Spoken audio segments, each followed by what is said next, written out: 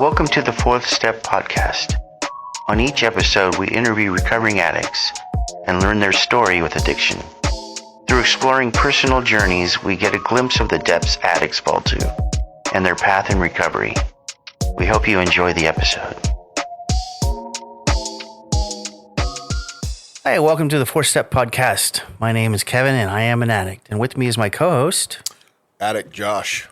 Hi, Josh. Hello, Kevin. And our guest today is our dear friend, Amy L. Thanks for coming out, Amy. Hello, everyone. What a radio That's voice. your radio voice? Nice. Hello, everybody. That is not her voice in real life. You don't have to use your radio voice. She just can't. Sweet. She just can't turn it off. She just talks like that the whole podcast, whole episode. Yeah, right? All right, so Involuntary Awkward radio turtle voice. over here. we're going to talk about some four-step stuff. And Sweet. so, I mean, like old school, we go down the columns. So there's fear. We want to know about some childhood traumas or even if it's current day traumas and all that stuff. And then we want you to give us some really good stories too. Alrighty. Some pretty impactful stories of yours. So first of all, what's your clean date? April 20th of 2008. Okay, and so you have, I don't do math on air. 16 years. Thank you. I refuse. I don't do math in my brain. Is what you just said. Yeah, right? I screw it up every time. So 16 years, and so the last day you got loaded, I believe, I was thinking that I was at the first meeting that you were at. But that was in 2007. Yeah. That was when I was in rehab. And then so when you got clean, it was in 2008. I hear you. So you guys have known each other since you got clean? Mm-hmm. Nice. That's cool. And he's been clean longer than I've been alive. Yeah, I know. That's inappropriate. I regularly let him know the same thing. Both you guys are being very inappropriate. Yeah, or factual. You Either way you guys wanna look at it. can stop. Thank you.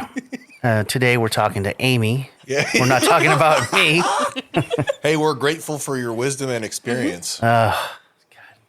So anyways, some of the stuff that comes up for a lot of addicts is some kind of trauma or childhood event that, you know, in the teenage years or whenever you start getting loaded, it directly affects the way you feel, right? Like I grow up with this feeling all my life, and it wasn't until I found drugs that I started to use that to change the way I feel. Was that your case? Like, Oh, absolutely. So was there trauma in your childhood? Yes, a lot. What was that Do you about? want me to just dive Yeah. into it? Yeah, like what's the earliest, most prevalent one that stands out? Like, when you think of childhood trauma, early, young, like what is it that stands out? Well, there's a lot of sexual trauma from a family member and introduced to pornography at the age of 5. 5's kind of young. Like watching it? First started with like finding an uncle's like magazine stash, and then like the group of cousins being like, oh, what is this? Like, let's look at it. To then like one cousin just treating me differently, sexually persuading me, escalated to finding videos and him putting on videos and then masturbating in front of me. We were like briefly talking about this memory yesterday. I recently started EMDR therapy, and so I went through this memory with my therapist to like remove the emotional charge from it. And so the fact of what happened is different than how I can view the ending of that memory now, which is quite powerful. The ending that I have now is that like I got up and I walked out of the room and I closed the door and I walked down the hallway and nothing ever happened. But the reality of what happened is that I continued to be stuck in that room, and my attempts to tell any family members what was happening, or how uncomfortable I was met with, oh, my son would never do that. Like, you just want attention. And like super dismissive. That's not true. My little boy's such an angel. Denial. That's the way it is in like so many families. Yeah, Right just here. like wild. Same Yeah. shit. Yeah, and like this is all my mom's side of the family, and so I mean, it has nothing to do with them being Italian, but the fact of the Italian having big Italian gatherings with everybody, no matter where they lived at that time. And like the kids would always like be at the kids' table and the adults were at the adults' table. And then I have an older sister who like got to go sit at the adults' table. And like, so then there's feelings of that, of like, why does she get to be over there and I'm stuck with him? Yeah. When like I'm at that time, my perception, like screaming for help, but like my words are not getting across. When you to say him, anybody. you're saying the perpetrator? Yes. Yeah. Yeah, the one male cousin on my mom's side. So you and I offline talked about like the trauma therapy and all that stuff. So interesting enough, all three of us have gone through trauma therapy, and all three of us have found great relief from the trauma that we've been through. So it's interesting that, The tools from that process are what stand out the most to me. Yeah. Like watching the process take place and getting guided through it, and then recognizing the effect that that process had on me, and what I was able to target and change based off of it. And then like it makes the identification of the trauma and the feelings and the way that I perceive stuff easier to wrap my head around and get a more realistic view of it, or even a better view of it. Yeah. And so this happened from the age of 5 until I was 12. And like just escalated through the years until an event when I was 12. Well, then he's done other stuff since then, or has tried, to the point of where like not allowed, like that family is cut off. Like I won't interact, I won't engage. They're not on. I mean, I assume that other family member has talked and told them that like I'm married and I have a baby, but I've asked people not to let them know anything about my life. But it's so interesting to me how much I've written about the various like big things that happen throughout this experience and this trauma throughout multiple rounds of steps, and how each time like I've been relieved more and more. And then I didn't like, it hasn't really been something that has had like this ginormous emotional charge, or I don't relate it to affecting how I live day to day versus today. like, yeah, today versus, 10 years ago, or like the beginning of my relationship with Tim, my husband, or previous relationships, how like that. You're married to affected- Tim, the lawyer now. I am married to Tim, Yeah, the that's a- lawyer. that's a the one that different- told the really inappropriate story of the Linkin Park concert. Yeah. Yeah. That's a separate podcast. I literally have no recollection of that. Tim hadn't masturbating in the porta potties. Porta potties. Oh yeah, I do now. I remember. Yeah, that's my husband. Yeah. By the way, Tim passed the bar. Yes, Okay, so those Tim of did you pass who the bar. listen to the podcast, but we're not here to talk about no, Tim. No. It is interesting how I was on a long drive with somebody yesterday, and I've watched their process and their journey, and like they got into a relationship early in recovery, like almost immediately, and it has stunted his ability to find himself, although he has still been finding himself. And so in like the last year or so, I've watched him find himself, and there's a direct correlation to the boundaries that he sets and how he allows interactions to take place with him and who he gives his time to. And and we were talking about the development of a relationship with yourself, and how like as you grow, you get to see like these things aren't okay for me anymore. And then like you evolve into a new version, Yeah. It's tight. I've watched you change since you first got clean. From red high heels and green eyelashes. I was thinking more eyelashes? about your behavior. Yeah. Sick. The Grinch. Yeah, it was like anything to get attention, and I had like no self-esteem whatsoever. Didn't know how to dress. None of us are pretty when we get here. Oh, Right? that's crazy. I was 19 and like not that cute. Yeah. Yeah, they were like these wild fake lashes. yeah, with the red high heels. Yeah, red high heels that I would hacky sack in because we would hacky sack In the Tuesday back night of the meeting. Yes.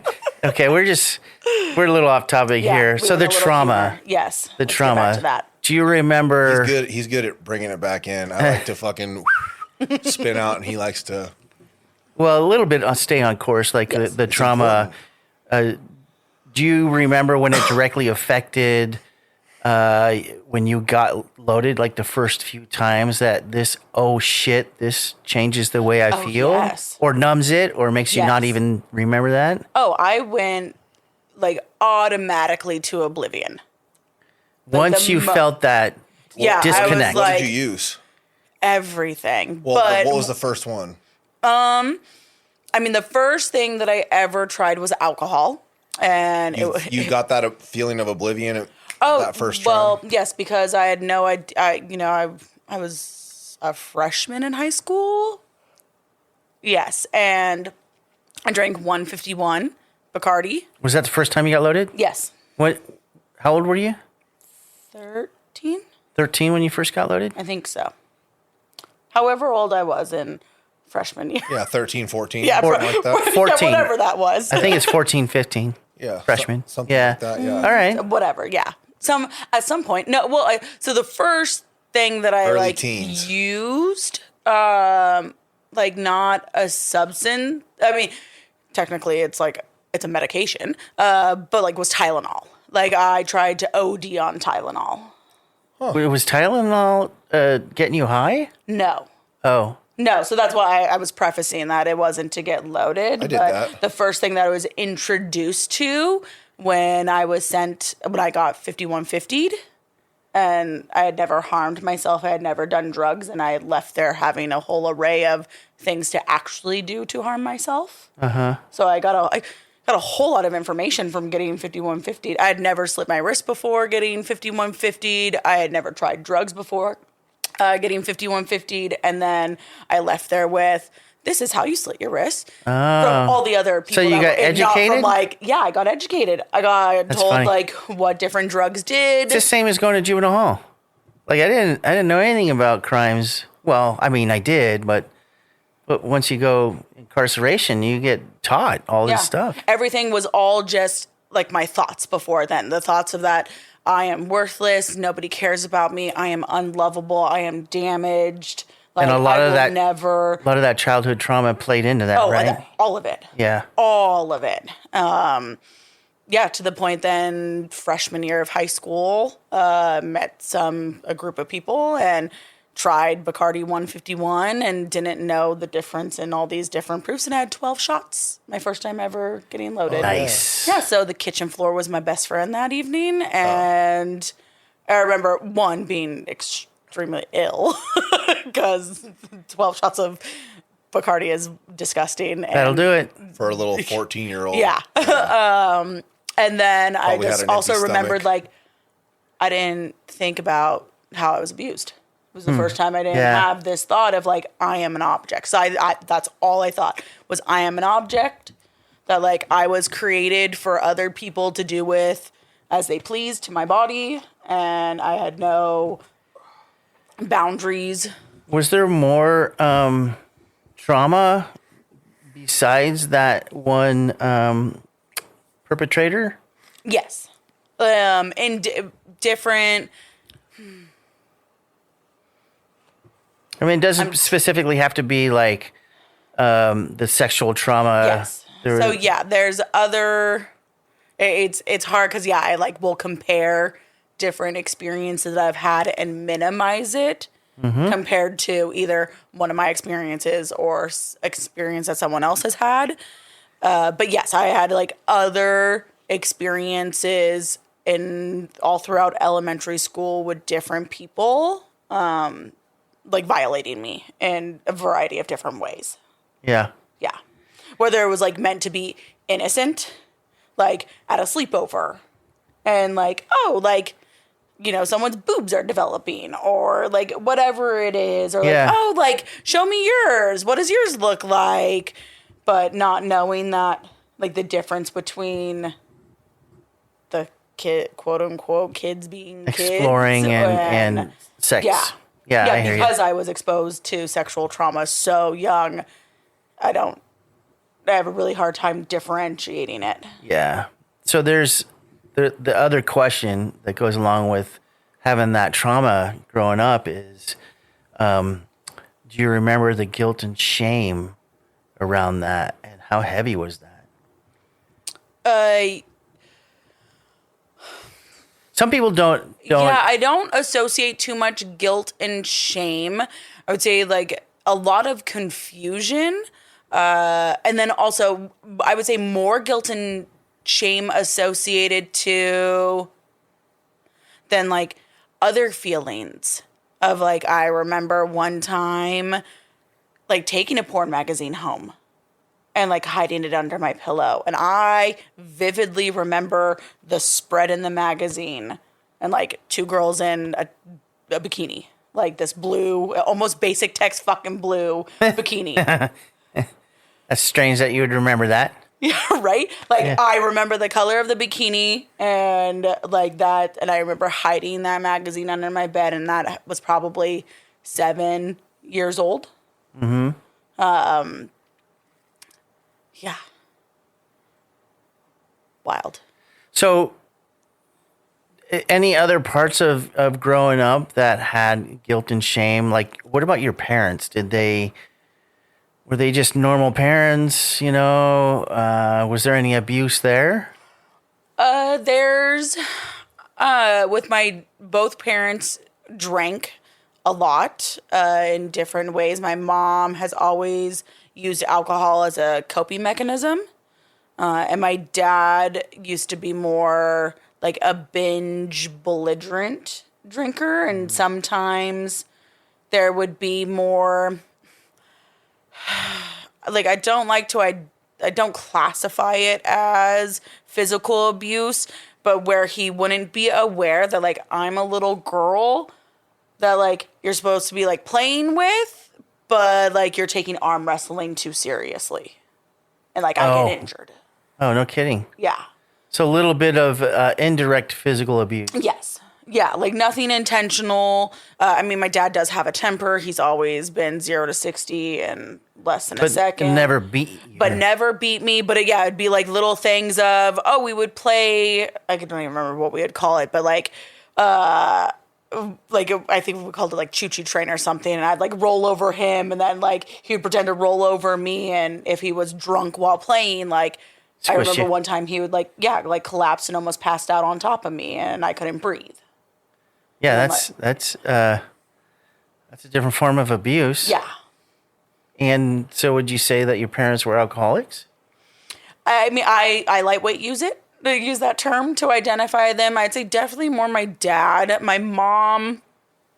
I only say that because you said your mom used alcohol as a coping mechanism, Yes. which is kind of the definition of an alcoholic. Yes. I think it's because I compare it to how I use drugs, or even to my dad. Yeah. Like my mom's drinking doesn't look anything the way that like my dad's would. Like my mom would be like stressed out from a long day at work and would have like a beer and then kind of just like zone out. And I also think it's hard because she's so much more reserved and introverted compared to my dad, or some people view me as very extroverted, but I'm a social introvert. I don't. Weird. It's hard to buy any of that with you. Social butterfly, right? Mm-hmm. Which I totally relate to because I will be a social butterfly in situations with us, right? Mm-hmm. If there's 30 people at my house and they're all our friends, no problem. But the minute you get me out into public around civilians, I'm clamming up and shut down. Yes. So no, not really any shame and guilt. No, you would say? Not really. And kind of the abuse kind of covered it. You think that was it? So all of that, you're getting loaded, and then how did you end up like finding recovery? Well, the first time that I admitted that I needed help was what I had no idea that people ever stopped using drugs. I thought that I was just going to die a drug addict, and that was kind of like my dream. But Kind of your dream? yeah, that was my I felt dream. that way too. Yeah, that was my dream. Like, yeah, especially the 27 club, but I was like, it's going to be the 18 club. Yeah, I was nowhere I was going to be able to make it to 27. I remember you talking about that. Yeah, 30 was the number I had in my head. I'm not going to make it to 30. Yeah. And then somebody told me, he's like, you're going to figure it out by the time you're 30. And then that's actually what ended up happening, which is a trip. That's wild. Yeah. Like literally like when I was 30, it was like a switch got flipped. Like, whoa, dude, what the fuck? What the fuck have I been doing? Yeah. I've been around for a little bit already, but it's like when 30 happened, it was like, I had like a couple of years of recovery, not much clean time. And I was like, there's way more than I thought, You need to get your shit together. I got fucking shit to do, Yeah. Yeah. So mine was 18, and that was also the number. I was going to die before my 18th birthday. And I remember like having this thought of I can just stop using. I can just stop using. And I remember driving, so my birthday's in February. So I stopped using right around my birthday, and then I went down to it's not San Luis Obispo. What's the college in San Luis Obispo called? That's also in Pomona. San Luis Obispo College? Yeah. But Okay, it's, I don't think it matters. yeah, but I know, I'm like... That college down there. Yeah, there's a college in Pomona. Cal Poly, there we go. I knew it was going to come to me. Cal Poly, Pomona. And I had a friend that was going to college down there. So I go down and I visit her. And then I end up not seeing her at all. Like, she takes me to a party at the campus, and I'm like, oh, well, I don't do drugs. I don't do drugs. Like, and at this point, like, alcohol was so like behind me. I was like, well, I don't drink, so like this is gonna be fine. I can go to a party. Like, alcohol isn't my drug of choice. Right. Yeah, so many people said that before and got loaded. Yeah, right. Yeah. And then probably everybody that ever got loaded. right. Yeah. And then I hear my drug of choice like out of the corner of the room. Like a bionic ear. What is your drug of choice? Cocaine. Okay. We can talk about specifics here. Cocaine is a hell of a drug. It is. I was gonna say that cocaine's a hell of a drug. Yeah, I loved cocaine so much. We were talking about this yesterday. Like, I got clean when crack was invented. I mean, you're giving us plenty of ammo to Forget that and strike that comment. Anyways, I only liked the first line. of Coke. Yeah, after the first bump, it was like, I'm such an addict. It was just like my whole time was just spent fucking over the glass, just fucking. Oh yeah, no, Tweaking? there's a Yeah, whole just- methodology to it. There's Well, I'm just trying to get the next one ready. addicted, yes, but being addicted to the process of setting it up, putting the line out over and over and over again to Yeah. make it perfect. And, God, I really hope we don't designs, making trigger sure each people line's equally listening to this. I know, spaced. sorry. It's all right. We can talk about it. Yeah, it's part of the process to go through, Yeah, and so I'm at this party, and I hear this person talking about cocaine, and then all of a sudden I'm in a room with a whole bunch of people I've never met before, and I'm cocaine queen, and then it's like, oh, who's the dealer? I need to buy all this cocaine off him. I lasted, I think it was like 6, maybe 7 days without using, and then I was right back there. Didn't see my friend, lost that friendship because of that. But she was getting loaded too. Yeah, but barely. So she wasn't one of us. No. Okay. No. I got you. Yeah, and then, but the kicker was after that and trying to drive home, and I'm not from LA. I haven't really done this drive on 5 before. I didn't know that when you come back over the Grapevine that you have to veer right to stay on 5 or else you're all of a sudden on 99. So Okay. 3 hours into 99, I have no fucking clue where I am. High as a kite. High as a kite. Doing lines while driving. Had a girl. Of course. Yeah, Fuck yeah. of course. Yeah. You're no quitter. I remember like calling my dad, or no, I called my sister first, and she was the first person I admitted to that like I need help.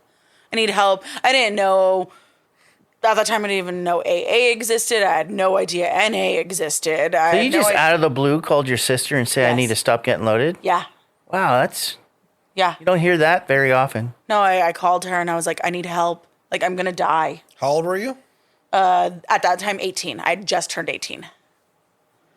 And what were you doing in Southern California? I went to go visit a friend at a college and to prove that I could just stop using, that I wasn't an addict. Okay. Yeah. Tight. Yeah. I was And you failed. definitely an addict. Yeah. I got all the proof that I needed. Yeah, and then I called my dad of like, how do I get home? I'm in the middle of nowhere on 99 and I have no idea how to get home. Yeah, 18. That would kind of never been that way. It's Yeah. a little bit intimidating. Middle of the night, pitch black. Yeah, and no Did you have GPS? No, this was before smartphones. How old are you? 35. Okay. Yeah. I was like, how old am I? Yes, 35. Yeah. So okay. So your sister, she found something for you? I think she talked with my parents, and my parents found a rehab in Redwood City. And So you've heard of rehabs before. I think so. Like, I think I had known of other people that like went away somewhere. For 90 days. Are you from Redwood City? I'm from Palo Alto. Okay. So that's another huge thing that plays into my disease and like, was I an addict? Like, I'm from Palo Alto. Palo Alto is the uptown girl. Yeah, it's affluent. Yeah, it's a nice area, for trust sure. funds, Yeah. mostly upper middle class, or East a lot Palo of. Alto. However, much. Little bit is where I hung Yes. Yeah, out. it's a little bit different. Yeah. Yeah. And so that played into a lot of it. Like, I can't be an addict. Like, I'm from Palo Alto. Or like, oh, I have 2 parents that are still married. I live in a house. I'm not shooting up, or I'm not in the Tenderloin, or So I'm not. blah, outside blah, blah, blah, blah. perceptions influenced how you thought about it. Mm-hmm. Yeah, you let the typical demographic. Yeah, kind or of- like yeah. even I had a really incredible high school that tried to do so much for me. We had a school psychologist and a school counselor, and neither one of them, it was my drug use was never the focus of them trying to get me help, because I would always talk about I just wanted to die, and I was doing drugs because it was the only thing that was relieving the moments and the memories and the flooding and the PTSD of like all of the trauma with my mom's cousin. It's just the easiest word to use for him. And so they would always be wanting to like address my like wanting to commit suicide, my slitting my wrist, my always coming in with bandages covering or whatever. So they never recommended anything related to Drug use. substances. Yeah. So what is the rehab still going today that you went to? No. So but it's what was it called? Closed down? Yeah, it's worked for a long time, and they had the house. Oh, over yeah, where, yeah. The Nicole and doctor Kelly ran lived, that. and I don't remember the name of that rehab. I can't remember. But so that was your introduction to the rooms. Yes, so they actually had H&I come in, and they would take the little druggy bussies to a meeting. Mm-hmm. So I went to my first NA meeting. And you were how old? 18. So you're 18 Yeah, when you so go. I went to rehab March. So you after were this February incident on 18 when you first went to an outside meeting. yes, where you were secretary and my first. So you started ever off the meeting. bat in NA. Yes. And NA, I automatically knew. And there's so many things about NA that are so serendipitous and so like just like little pieces. 2008 is the year that they revised the IP number 13. It's now by young addicts for young addicts, but it was young people in recovery or youth in recovery was the original IP. So in 2008 was the conference that approved the new IP. And like I would tell like myself like they knew that I was coming and that I needed like Hella special, yeah. yeah, I needed this piece of literature to be like you're an addict and you can be here. And I know so many people relate to so much of the basic text. And I remember the first time reading that and also having that feeling of like someone walked around and wrote a book about me. So I've heard literally over 1,000 people say the exact same thing. It's wild Yeah. how incredible our literature Well, is. it's incredible because it's very relatable and The Living Clean is fucking. that's my Dude, favorite piece of Living literature. Clean It's is mine, too. epic. I love the basic text, but if I'm like trying to get centered in recovery and I'm gonna do it through a book, I'm definitely grabbing the Living Clean. Yeah. That's what I've been working with For my sponsor sure. with for the last 4 years is Living Clean. It's very Current? yeah. I was gonna say I think it bridges the gap from the verbiage and general understanding of what we do in the basic text to current. Like it feels very, like you said, Like the Living Clean book for me is like the active work Sure, in yeah. in today. yeah. And how recovery looks like in so many Yeah. things that we get to experience. Yeah. Yeah, there's some really The relationships portion of that book is So no matter how many times I read it, yeah. it hits every single time. Okay, we can get back to this one. Like we can talk about our literature later, Yeah, but that's we fine. want to Yes. chronologically. You hit that first meeting of yours, which was Saturday night. Yeah, it was At the Rock and Rock? Recovery. Yeah, Yeah, the Rock up in Redwood City. There's so many things about that meeting that I can still remember vividly that I am like right there. I remember my first hug by Tony, and I don't even remember the last time that I was touched in an affectionate, welcoming way, and to be embraced and like he had known me my entire life. yeah. Well, that's Tony. Yes. I mean that. It's so impactful. I could see him with a big old smile, going, Yes. "Hey, girl." Yes. And Come just here. like as if like, yeah, Yeah. known me my entire life. Yeah, we all That's my have special brother. people like so that. yeah, he was my first hug. I think And- because we all kind of do know each other our whole lives. Like we all kind of may not. We recognize each other, Yeah, it's like whether we met or not. Yeah, exactly. Yeah, like that hug was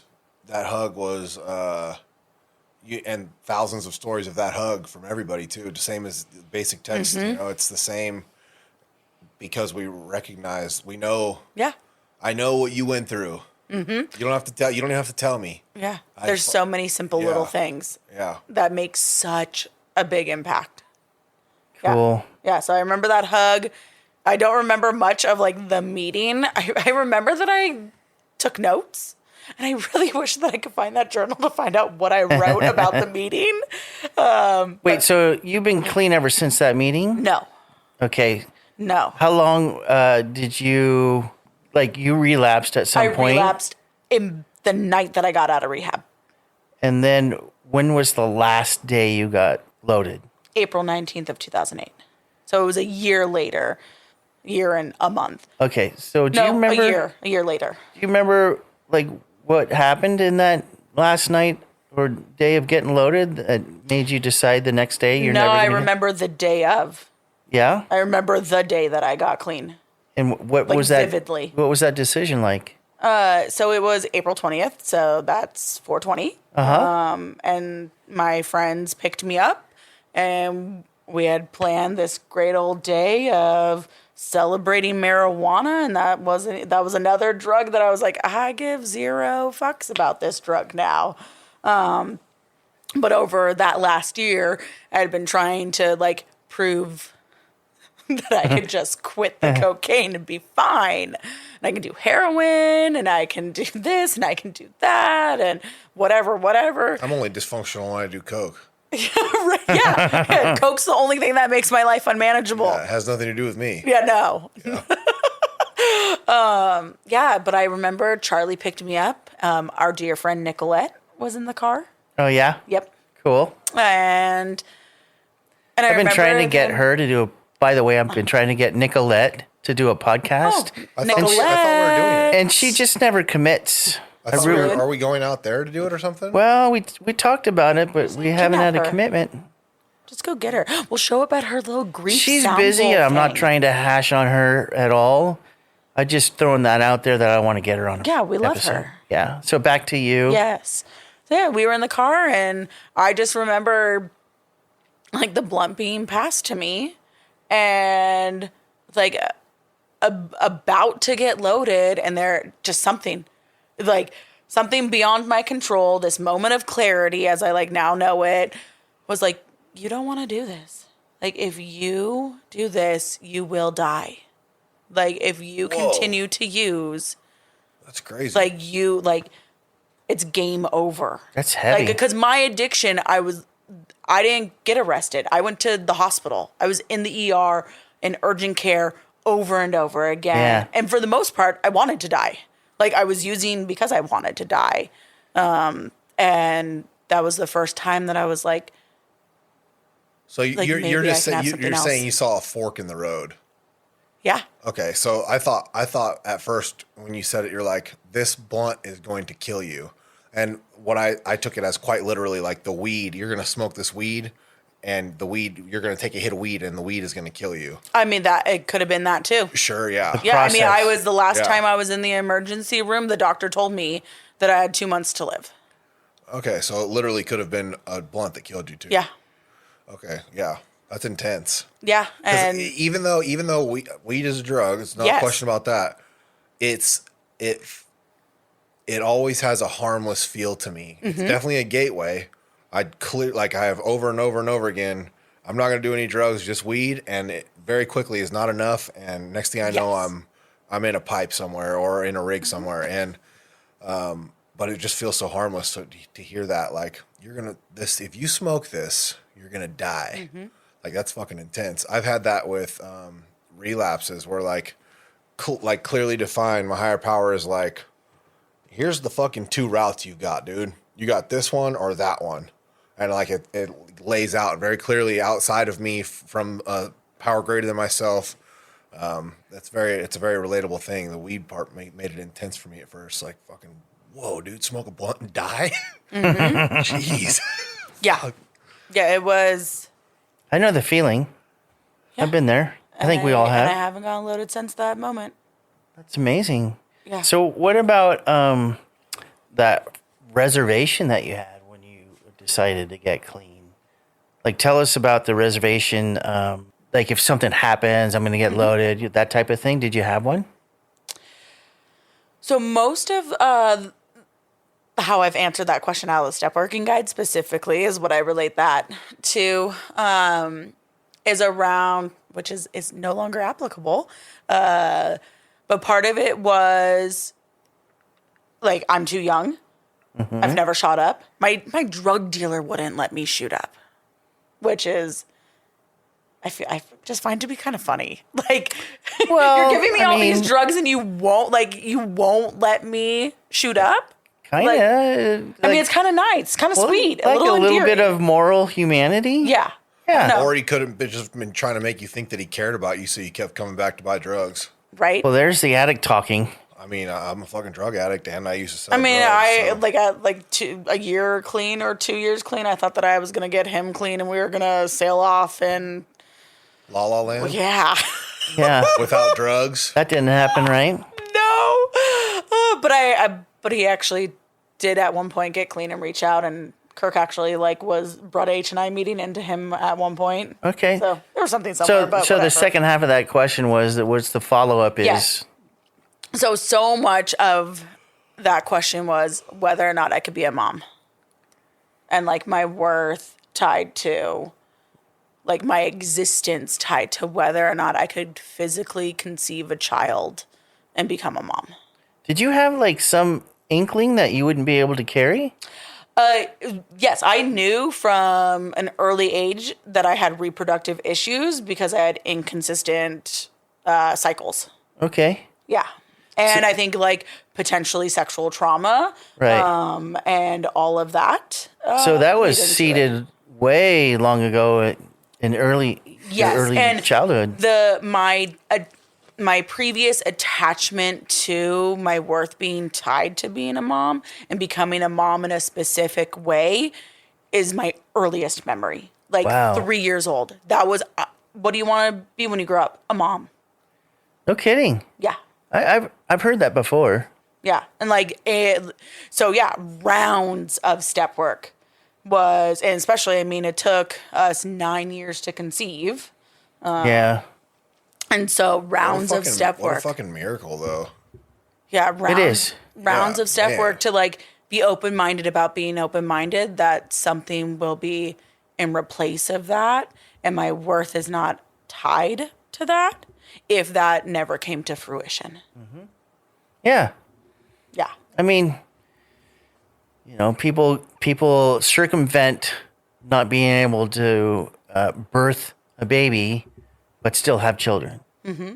There's all the other options. Yeah, but like adoption was not an option. Surrogacy was not an option. Like the attachment, like I had to work through the attachment of my worth. Yeah. Like my step writing literally said, if I could not, I remember the first 4 step that I did with Wendy and like sharing, if I can't conceive a child, I will kill myself. And how does that apply today? Fuck no.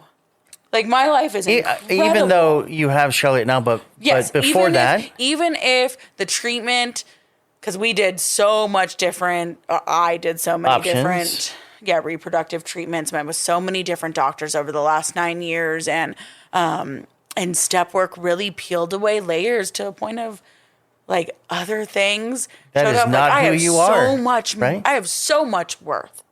And like, and not in an egotistical way, but in like a, Healthy. I love myself. I love my life. Like I know I'm one day going to die, but like, I don't want to die. Yeah. There's still so many conversations that I want to have, so many people that I want to hug again, so many NA service opportunities that I want to be a part of. Like there's so much, and that's a whole other thing of like, Okay, we'll get to that. yeah. There's All right, so much. So that did that coincide with like that type of feelings that you have? Did that have anything tied to your fears in early recovery? Yeah, I think early recovery fears were more about not having any worth, not being lovable, being too damaged. Yeah. Also still I put myself in situations in recovery for my first 2.5 years of like being too gullible, being too trusting, thinking that like, oh, if you say come over to watch a Sharks game, they're like, we're just gonna watch a Sharks game. But no, end up with my pants off and yet another person I've slept with that I didn't want to sleep with. Yeah, I remember watching that period of your life. Mm-hmm. But did you learn another path to finding your value? Yeah. So part of that ongoing in recovery behavior stems from an ex-boyfriend, my like first boyfriend in high school that broke up with me and then raped me. And the first time I said no, he threatened to kill me.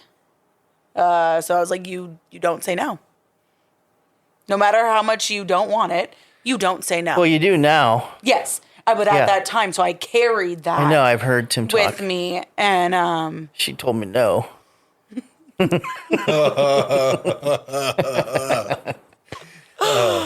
love that story. I carried that and put myself in situations that I thought someone would love me and respect me, and oftentimes they didn't.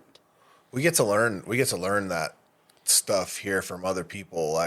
Oh yeah. Like I've had plenty of people and also been able to share that experience with others. Like, that's not okay. That's not healthy. Like, you deserve better than that. You get to set a boundary. Yeah. And thank God for the people that come before us that are able to like, hey, Josh, that's not okay. It's not okay for you to do that, or it's not okay for somebody to treat you that way. You deserve better, you know? I also didn't open my heart to the women in recovery when I was new. Yeah. I gravitated. Partially, I think I was so lucky to get clean in an area that had so many young people, and young people that were clean and involved in NA and had sponsors and were working steps. But majority of them were men. The ratio of men to women was higher with men. There was still a good, great group of young women. But women were so scary to me. And I'm bisexual, the trauma of the pornography, with women. And so there's are women safe? But were men safe? Men weren't fucking safe, but I knew some of those people you were hanging out with. yeah. Yeah. I'm glad you made it through. Yeah. And, I mean, some of them are incredible humans and other ones Or not. are, the period. There you go. So that Simple's good. So the fears in early recovery, does any of it still hold true today? Is there any fears if you're current? There's still, I would say, moments, not on a daily basis. I'd say really learning so much. So I had this one experience in recovery, 2 years clean, that changed everything. I was raped by a member, and it was the first time I reached out to women, and I was scared of men, and women got to show up and teach me how to say no again and how to have self-respect. And you allowed the women Yes. in? Yes. Time? It was my sponsor at the time. Yeah. And I reached out, and she walked me through, and was the person that walked me through the situation because she had a similar experience and Gotcha. just loved me through it. Yeah. And then I got through that. And then I mean, I've learned so much through my relationship with Tim. I mean, let's go over here. But some of my therapy is around I don't know I don't know pleasure. I have zero experience with pleasure. Personal as opposed to you just being there for them. Yeah. I get that. My experience is, especially with Tim, Tim's the first and only person that I have had safe, I have felt safe with. But it's still majority of our relationship was around trying to conceive. So I associated the act of sex to trying to get pregnant, Took away from being intimate. Yeah, intimate. It took away from that was a type job. of intimacy. Yeah. And your very existence depended on it. Yes. That's intense. Yeah. So I'm still I still don't know how to just have sex with my husband. For pleasure. Yeah. But you're working through it? Yes. So I'm doing work with Wendy, my sponsor, and I'm doing work in therapy around, there's a lot of trauma around my daughter's birth, being born at 26 weeks gestation, and working through that. And so my body. Your guys' kid was born at 26 weeks gestation. She was 2 pounds. Holy shit. Yeah. Well, we can get to that too. I mean, that's a big part. Yeah. That's Yeah. fucking intense. So, Is that so getting back to, we'll get back to that. Real quick, just one quick question about that, because I'll forget, dude. I forgot the Oh, beginning yeah, of the yeah. podcast. Go ahead. Is that normal? Like, I know it's not supposed to be 26 weeks, but is it normal that early and it's okay? No. That's not common. I don't think I've heard that very often. Like, that's No, such a it's short a amount of micro time. preemie, which thankfully medicine is incredible today. Yeah. And there's a lot of things that they can do to keep a baby alive. But yeah, it was a journey. And She was kids, in the hospital for 4 months, but yeah, well, she's healthy. she's okay now. Yeah. Fucking that's Yeah, we have it's- our next Miracles. high risk Yeah. appointment, so we'll see. We'll see after the end of the month how she is. crazy. So what I was going to ask was about resentments. So you know, like a lot of us Radio carry, voice comes rage voice. We have resentments coming into the program that had a lot to do with how we acted and perceived other people. So can you tell us about some of that when you first got clean that you brought with you when you were like childhood stuff, obviously, Oh, yeah. but you like started to work on this. Yes. I mean, my resentment list of my first 4-step is a novel compared 12 to pages, yeah. Oh, probably even more. Like Yeah. compared to what it is now. Or if, my next 4-step. And yeah, there was so much in there. Yeah, say I'm it. really grateful to be an NA. In the process of working an NA 4-step, I have a sponsee who transitioned from AA, and hearing some of the ways they approach a 4-step is, I feel harmful. Excuse me. I gotta sneeze. Well, do it. No, I don't want to. Go ahead. That's confusing. Like, she told me that, like, you have to find your part in sexual trauma. Like, you have a part. Oh, and you have a resentment against that? That's the current one. Like, no. Like, no, you fucking don't. Your existence is not.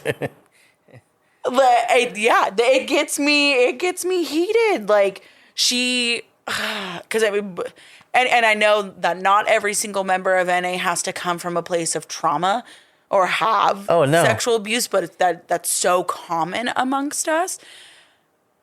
But no, like, I didn't have a part in my cousin touching me without my permission. Yeah, I think so. In my trauma therapy, and I think in the same in yours, there is a period in childhood where I was just a victim. I was just a participant. I didn't have a decision, so I had no part. Yeah. Right, and then I think like after 14 or 15, around that age, for a lot of us, we had started making decisions. That's about the age I started consciously like rebelling instead of just being a body that my parents told what to do.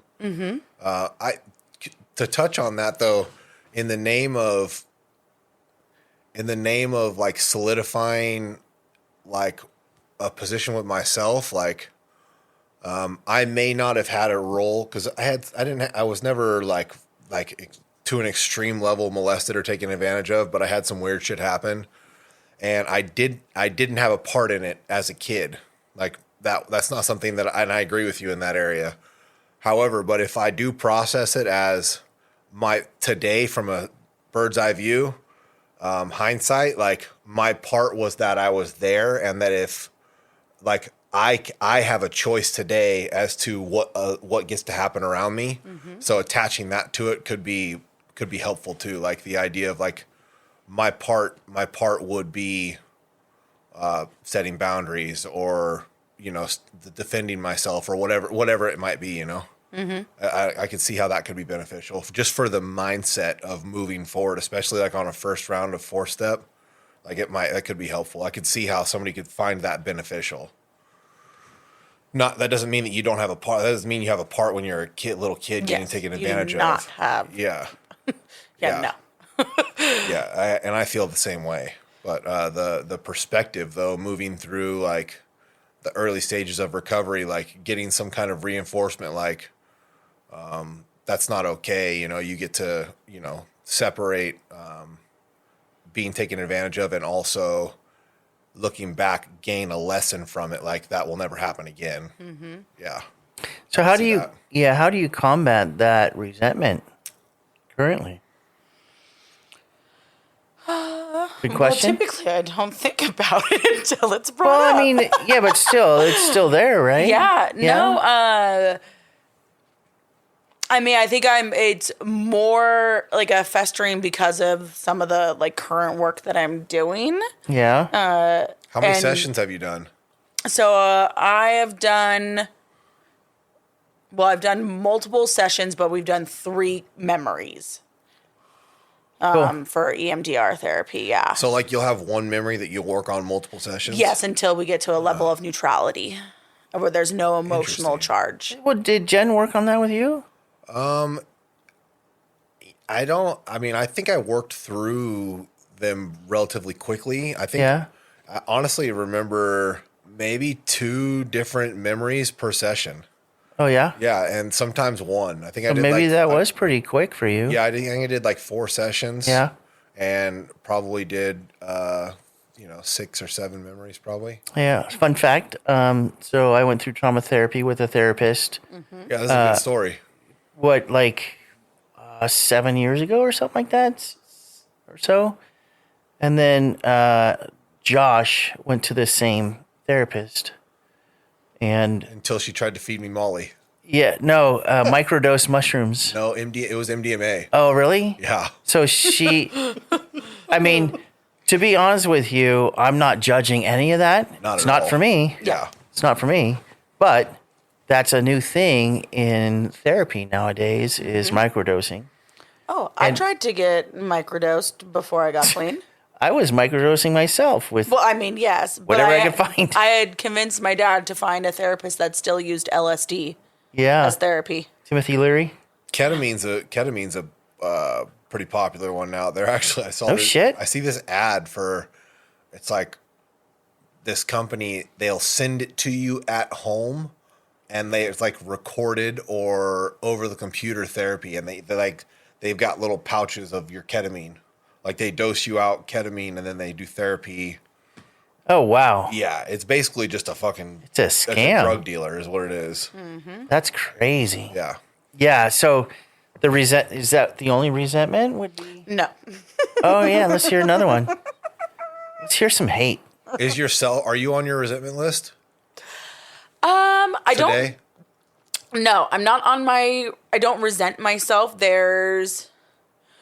I'm not a fan of how I still respond in certain situations. So that's more like 10-step related stuff, like You observing. mean react? Yes, react instead of respond. Right, Yes, I how I got you. react to certain things, especially my PTSD over the last year from Charlotte's birth has really just come out, and postpartum is wild. I had no idea what postpartum would be like, and Neither do Josh and I. Just throwing that out there. We have no business talking about it, so whatever you say. Oh, yeah. So, yeah, it's just wild. And I've always had intolerance on my shortcomings list. That has been a shortcoming that I continue to come back to work on. Yeah, or just my feelings. Yeah. My feelings, just like in general, I have like limited room and space for things sometimes. So can we just clarify there then? So what you're saying is they're just character defects now and shortcomings and not a resentment. Correct. Okay. Yeah. So what was the other resentment? Oh, what are some of my current resentments? Yeah. You can do it without naming names. No, I kind of have to. I was gonna say you should definitely name Like, it's not names. It's not. Oh, are you talking like politics or something? No, well, that. So it's more like categories. So it's not related to like specific people, but there's some beliefs, Okay. or a topic or a category that causes harm. Yes. I got you. And and those are yours, and you get to share them. Yeah. So people that are homophobic and think that anybody in the LGBT community should die or needs conversion therapy. It's extreme. Yeah, like get the fuck out of here. You don't deserve to breathe the same air that I breathe. Is like my like rageful feelings. Okay, so those Literally are wishing the same thing. those are reactions Yeah. and not responses. Yeah. So a response would be like, I don't really want to participate with any of those Yes. people. Yes. But like That was Healthy. like the healthy, soft, friendly version Of get the fuck out of of here. what you just said. Yeah, you don't deserve to breathe the same air that I breathe. Fuck off and die. Yeah. No, but seriously.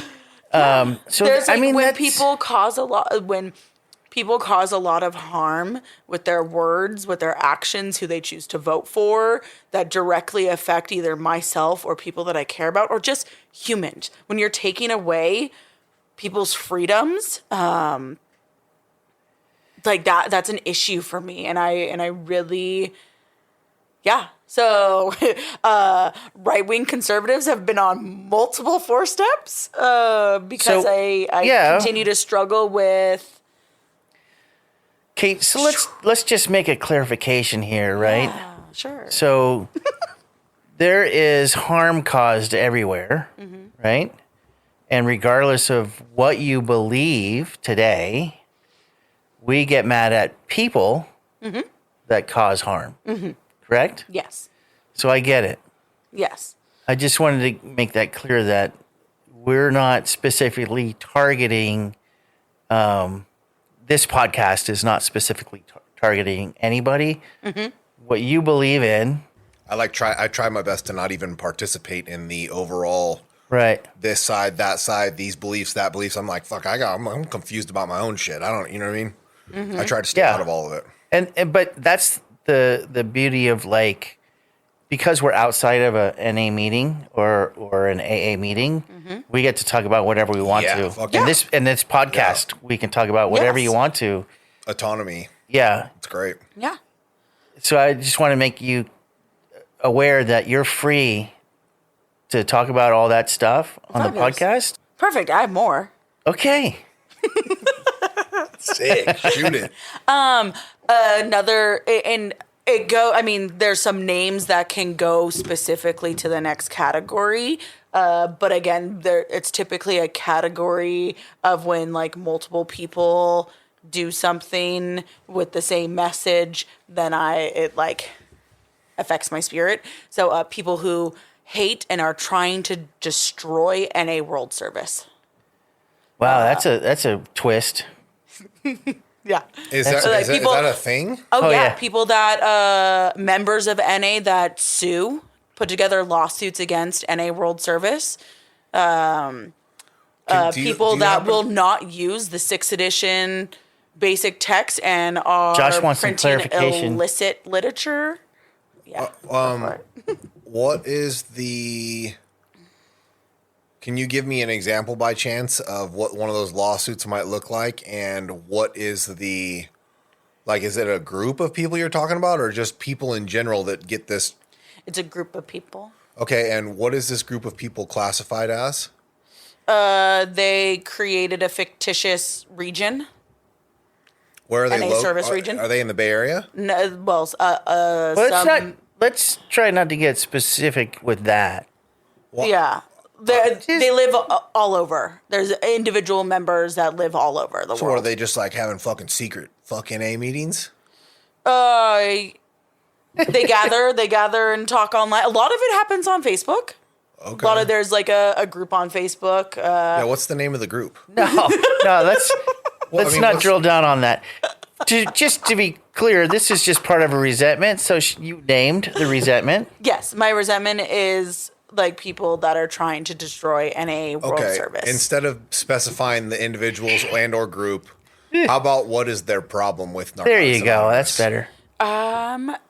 They maybe we think can NA talk about World it after. Service is not providing service to the fellowship. They think that they're only in to make money. They don't believe that anything past the third edition is actually fellowship-written literature. They're the ones that go around printing illicit literature that has never been approved by the fellowship, like makeshift pieces of literature. It's wild. It's wild out there. Yeah, there's been that faction for a very long time. It's like cyclical. Like sometimes it's like Can you define cyclical? big and hoity-toity, and then other times you don't hear much about it. Can you define cyclical for me, please? A dictionary definition? Not Just in the to me, in term my you used context of cyclical, is like kind of like continuing to come back to. Like it'll be present, and then there'll be some big huff and a puff about it, or all sorts of attention, or even at like region or world service it'll or an die active off. lawsuit, and then it'll die off, and then we don't have to hear about it for a while. And then somebody else picks up the someone torch? picks it back up. Yeah. What's the hopeful end result for this group of people? Do you know? They're trying to take. They pretty much want to like bankrupt NA World Service. So, to be clear, I don't believe the intention is to bankrupt World Service. That's not the intention. Okay, so that's a resentment there. Yes. Perfect. Cool. Woo, we got past that one. Yeah. Do you want to know my other one? Well, I mean, I still want names. no, I need Josh, names. no. I'm just kidding. No. I'm gonna keep this last one a little more vague, but anybody that participates in it will know what I'm talking about. She's talking to you people. Pay attention. Whoever you are. No. Well, throw it out there. I feel like it teeter-totters on resentment. It's more of just like an annoyance. It's not as much as a resentment, but it's a format of meeting that misses the whole point and essence of our literature and then weaponizes it. Yeah. That is very vague. Also clear enough for me to understand. Yeah. So there's a meeting format that you don't agree with. Kind of. It's more the behavior of some of the members that So it's not the format?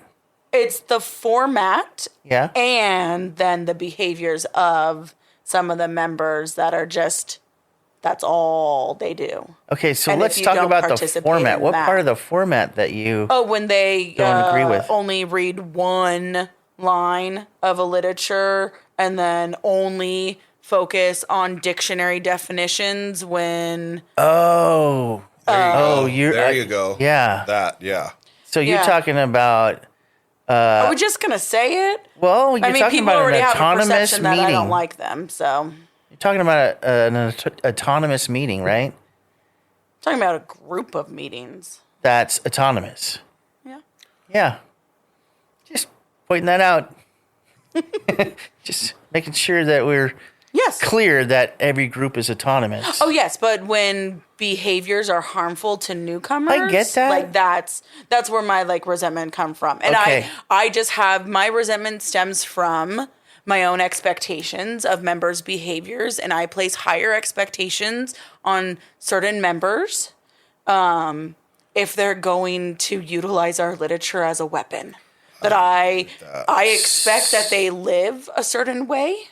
And when they don't, then it's hard for me to continue to like practice the similarities and not the differences, or extend like compassion and empathy when then I see some harm caused by behaviors. When I see you continuing to cheat on your wife as like an example, or It creates quite a bit of separation.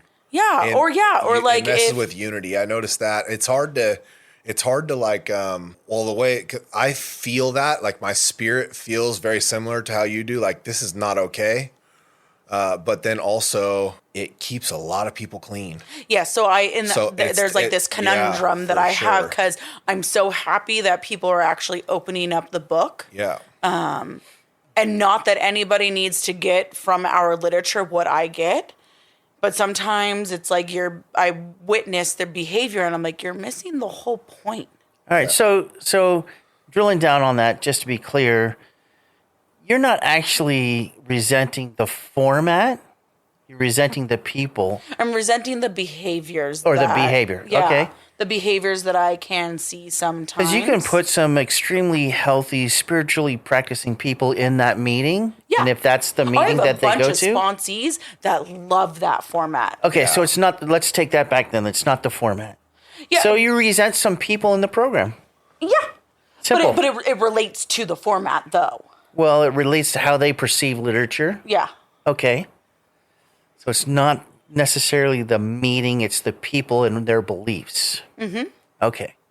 Or beliefs, behaviors, all application of or that. lack thereof of principles. All that. And not that, everybody else in NA is like so great or that like I practice principles all the time. Like I don't. I'm glad we cleared that up. But my like feelings stem from like it's my own stuff because it's my expectation that like if you're going to be so about our literature that I expect you to live a certain way, and then when they don't, like it disappoints me then when I see the harm that is caused. And it's not that it's harm caused every single time or all the time or anything like that, but it's for me it's like this expectation, and then like when and I also don't like that there's again, and it's not this whole group as a whole, but there's this sense that sometimes of like I'm an addict. So like my behavior's okay because I'm an addict and that gives me an excuse. All right. So you resent, and to be clear, it's your expectations, not anybody else's. This is all on you. Yes. That you're putting expectations on other people to have a program to your standards. Mm-hmm. So it really doesn't actually mean anything to them. Mm-hmm. And it's all on you. Yeah. And I don't treat any of them differently. Yeah. Like I don't, so I don't avoid them. I don't not talk to them. What can you do to combat that resentment? I don't know yet. All right. So it's something you're still in process with. It's a current thing. Unconditional love is the answer. Yeah, and with some of them it's so easy, and there's so many beautiful people, and not that I don't think that any of them aren't like good people. I don't know.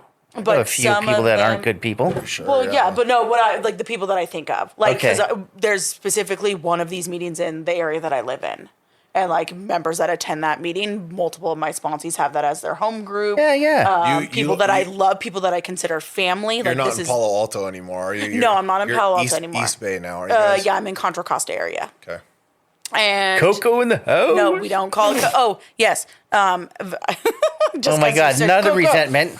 No, it's not a Hey, resentment. she's got all kinds of It's them, not dude. a resentment. No, Did you see her just clench her teeth together? Yeah. Oh. No, it's a kind request to everybody out there that it's Contra Costa area. We are not Cocoa because we're not affiliated to the Aryan Brotherhood. Is that really? That's a thing? Yes. I mean, Cocoa County is... Yeah, Cocoa County is a gang. Yeah. And when we call our area, Contra Costa area, Cocoa, like I there's had an no clue. I'd affiliation never to heard that before in my entire life. And so a lot of people just refer Contra Costa Cocoa. I want to tell you, like, Yeah. when I had 5 years clean is when I first started hearing Cocoa County. Yeah. And so And that wasn't wasn't connected to the Aryan Brotherhood. yeah, so it's very much connected. I don't know that it... Homeboy, I Aryan Brotherhood. I don't know. I've yeah. never known it to be connected to Aryan Brotherhood. I just know Cocoa County is... It's also a term that's used in Department of Corrections too. Cocoa. Gotcha. All right. Okay. Yeah. So we Just won't a say little that side anymore. note. You know, All right. I think that the one thing that like that makes it easier for me to find compassion or unconditional love is because everybody's recovery looks different, and then also too is like, it's really to me it's as simple as like the literature is not the only part of recovery. And that's what's missing there, I think, to me, is like it seems like the application lacks, but the literature is so heavily focused on that people just have different styles of recovery. So like when I was finding Kevin for a sponsor, I was looking for experience and spirituality and like peace, you know? And so like everybody looks for something different. But it does suck to be in a meeting where somebody's sharing. To me, this is what makes it rough, is somebody's sharing and they're saying all the stuff, but I don't feel any of it. No, I don't feel a fucking word. It just is. They're just making noise with their mouth, and it's because they're so heavily focused on the literature. So they're just missing. To me, they're missing something. Yeah, there's no authenticity to quoting the book. No, exactly. Right. So there's no application to personal stories. Yeah, or when like the goal is, and not that I believe that that's the goal of some of my friends, but like a sponsee, for instance, like feels bad if she can't quote align correctly. It's an expectation. Like that's fucking you to be part of that group. It's fucking or like the battle. Tests the and battle of and, like inferior and superior. Hey, you know what? Okay, so that's cool and everything, and I can get on board with that. Josh and I and a couple of our friends, we'd be sitting around shooting the shit, and we were talking recovery. And we're like, I don't know. I don't remember what it says. And we'll turn to our other friend who was in this sponsorship family for years. That you're talking about. That just learned the book, quoted the book. That's all they talked about. No personal stories or anything, just book. And he got out of that and, kind of started sharing authentically, but we'll go to him, go, hey, what's that thing about, dude, and he'll fucking Rolodex through his brain and go, blah, blah, blah, blah, and just spew out fucking text. I'm like, what the fuck? It's like he's reading. Yeah. And I'm like, yeah. Whoa, dude. And I find it now that he is like, he shares personally, right? And doesn't have a spiel. I find you don't know what he's going to say anymore because he's sharing from his heart. Yeah, it's fucking awesome. So it's different.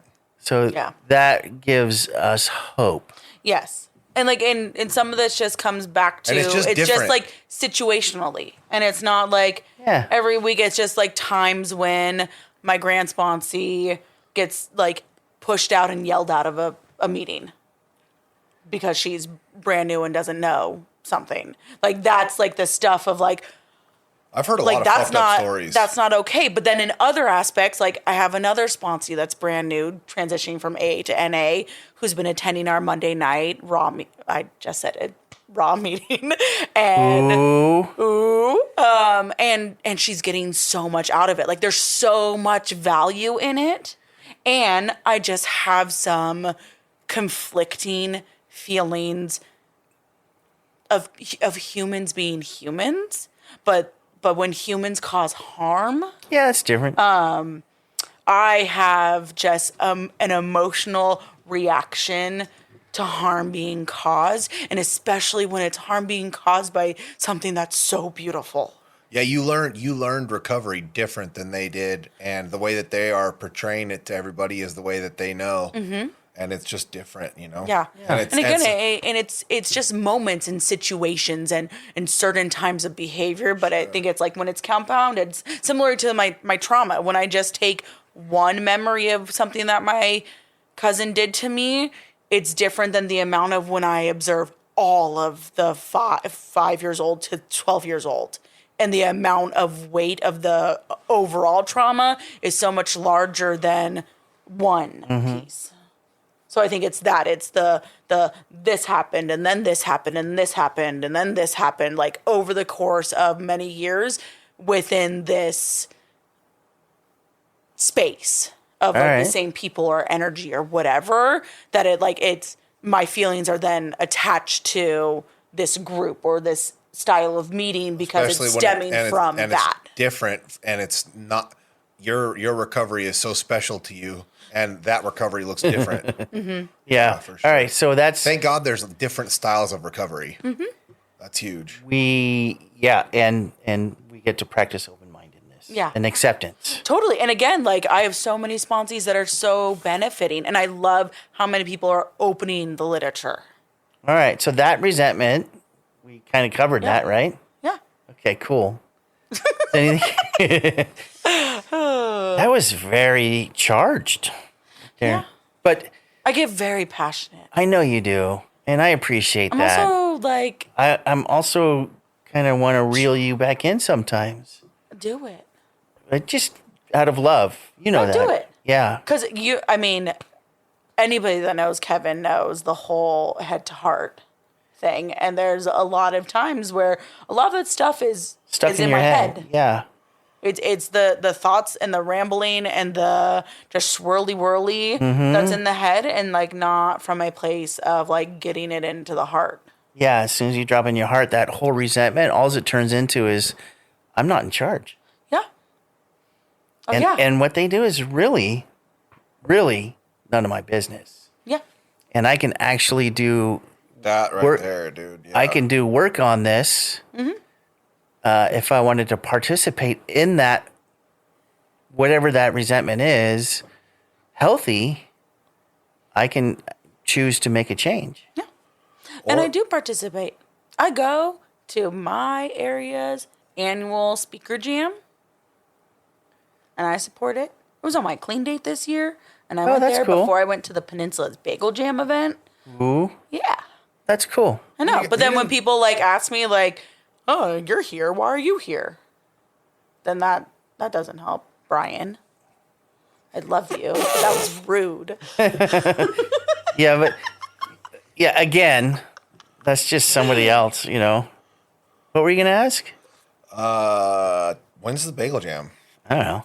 I mean, it's different every year. It historically was in February for a long time, but this last one was in April. Did you go this year? No, No. I didn't make it. But that's a good event. I love Yeah, that it event. is. Yeah, we went one time. I'd like to go again. Yeah. Yeah. Yeah. We'll That's one plan of my on favorites. it. All right. So, what consequences from your past are you living with today? A lot of times people answer this question with like, you know, I really messed up my body or my mind. Like I'm missing a whole bunch of brain cells or well, I am, right? Don't judge me. You know, or they disassociated themselves from family or whatever. Do you have consequences that you're still living with today? Directly from using or Well, like past wrongdoings or harm that you caused. Pre-recovery. Yes, from the past. no. I would say the people cut out of my life are from my own boundaries and learning about boundaries. So that's not a consequence. Yeah, that's not a consequence. The only thing that would maybe be a consequence, but it's not a result of the disease, is just like my health related issues. Okay. And It's common for a lot of us. yeah, I have PCOS, which makes me insulin resistant. I overproduce cortisol, so stress, has an actual physiological reaction in my body. So physical stuff. Yeah, I'm a large-sized person, and I can fucking relate to that. and there's a hurts. lot. Yeah, and there's a lot of weight stigma. Everywhere we don't go. I mean, that's not from your past, is it? No, I mean like That's not even a consequence. Like, No, that's not a consequence of like you. That's somebody else's judgment, That's like right? my yeah. fuck 'em. But I mean, but there also is the What? the consequences inconsistent flexibility with self care. Yeah, I relate to that. Yeah, I relate to that. That's a consequence I face. Postpartum is again like wild and like losing my relationship to my routine, and learning. Like I did so much work. Did so much work of being okay without. Like It's so funny. I'm going to quote some literature. On page 112, if it works, how and why. In step 11, it talks about being okay with or without. And like that paragraph is so good. You just used your radio voice just now. When you quote literature, you use radio voice. We're going to have to remember that. Oh, I love that. That's too funny. Yeah. But so much of my work was like this, being okay without being a mom, All right. being okay without this dream coming to fruition. But I never did any work on being okay with. Yeah, what happens if it does? Yeah. Fuck. So becoming a parent, like my biggest dream came true. Oh. And I struggle of like, am I a good enough mom? Like, I don't feel like I am a good enough wife anymore. Like, I get so annoyed with my husband. What? So that's not. I mean, that's not like a horrible consequence, right? That's just a Be annoyed with my husband? yeah. That's just life, right? Yeah. But it's almost, and I don't want to say like the consequence of me becoming a mom, but like the reality of me being a Reality's mom. Like, different. Reality's just like current common. yeah, so consequent, it's not So applicable. I'm you're- trying to find a way to make not. it applicable, and it's not. Yeah. So you're saying that because you had a kid as a result of having a child, you've now found you're less able to deal with your husband? Is what you're saying? Is that how you put that would is be how a you said side it? effect of of having- postpartum. Yeah. The Side postpartum. effect- No, like I feel like I'm not as carefree or graceful or loving or kind. So do you ever revert back to practicing principles when that happens? So I'm trying. Like I've Okay. realized there's certain things. For instance, I'm having a baby. There's a whole diaper bag that comes along with it. There's a whole thing of if we're gonna leave the house, we need to make sure like a checklist that we have. Do we have the milk? Do we have diapers? Do we have a change of clothes? Do we have like all of these things? Is it possible that any of that is that, like, I'm going to say purpose, but it doesn't have to be that word. I just think that's the easiest one to use. Is it possible that your purpose may have changed and therefore your demeanor also has to, because you are now responsible for another human? And so you may not, what you're seeing as bad could actually be skills that you actually have to adopt in order to raise a kid properly, or better. Potentially. And Yeah. life, I know from experience, what you're saying, if you take away the postpartum, that's just life. Yeah, that's Yes. what that's. If that's, you add in yes. postpartum, that's a completely different Yeah. ballgame. Yeah, like, instead of labeling it as like a bad thing, like maybe it's just like that's the changes that need to happen in order for the next phase, Yeah. Yeah, but some of it's like trying to ask Tim to get the diaper bag ready, and I like having the diaper bag in a certain way of knowing where all the Expectations things again, are. Amy. Yes. Fuck yeah. Of where like the wipes go in the wipe spot, the And diapers then- go in the diaper spot. The But snacks you go in the married snack Tim, stop. right? Yes. You married him. You know what he's like. Yes. You know his capabilities. Yeah.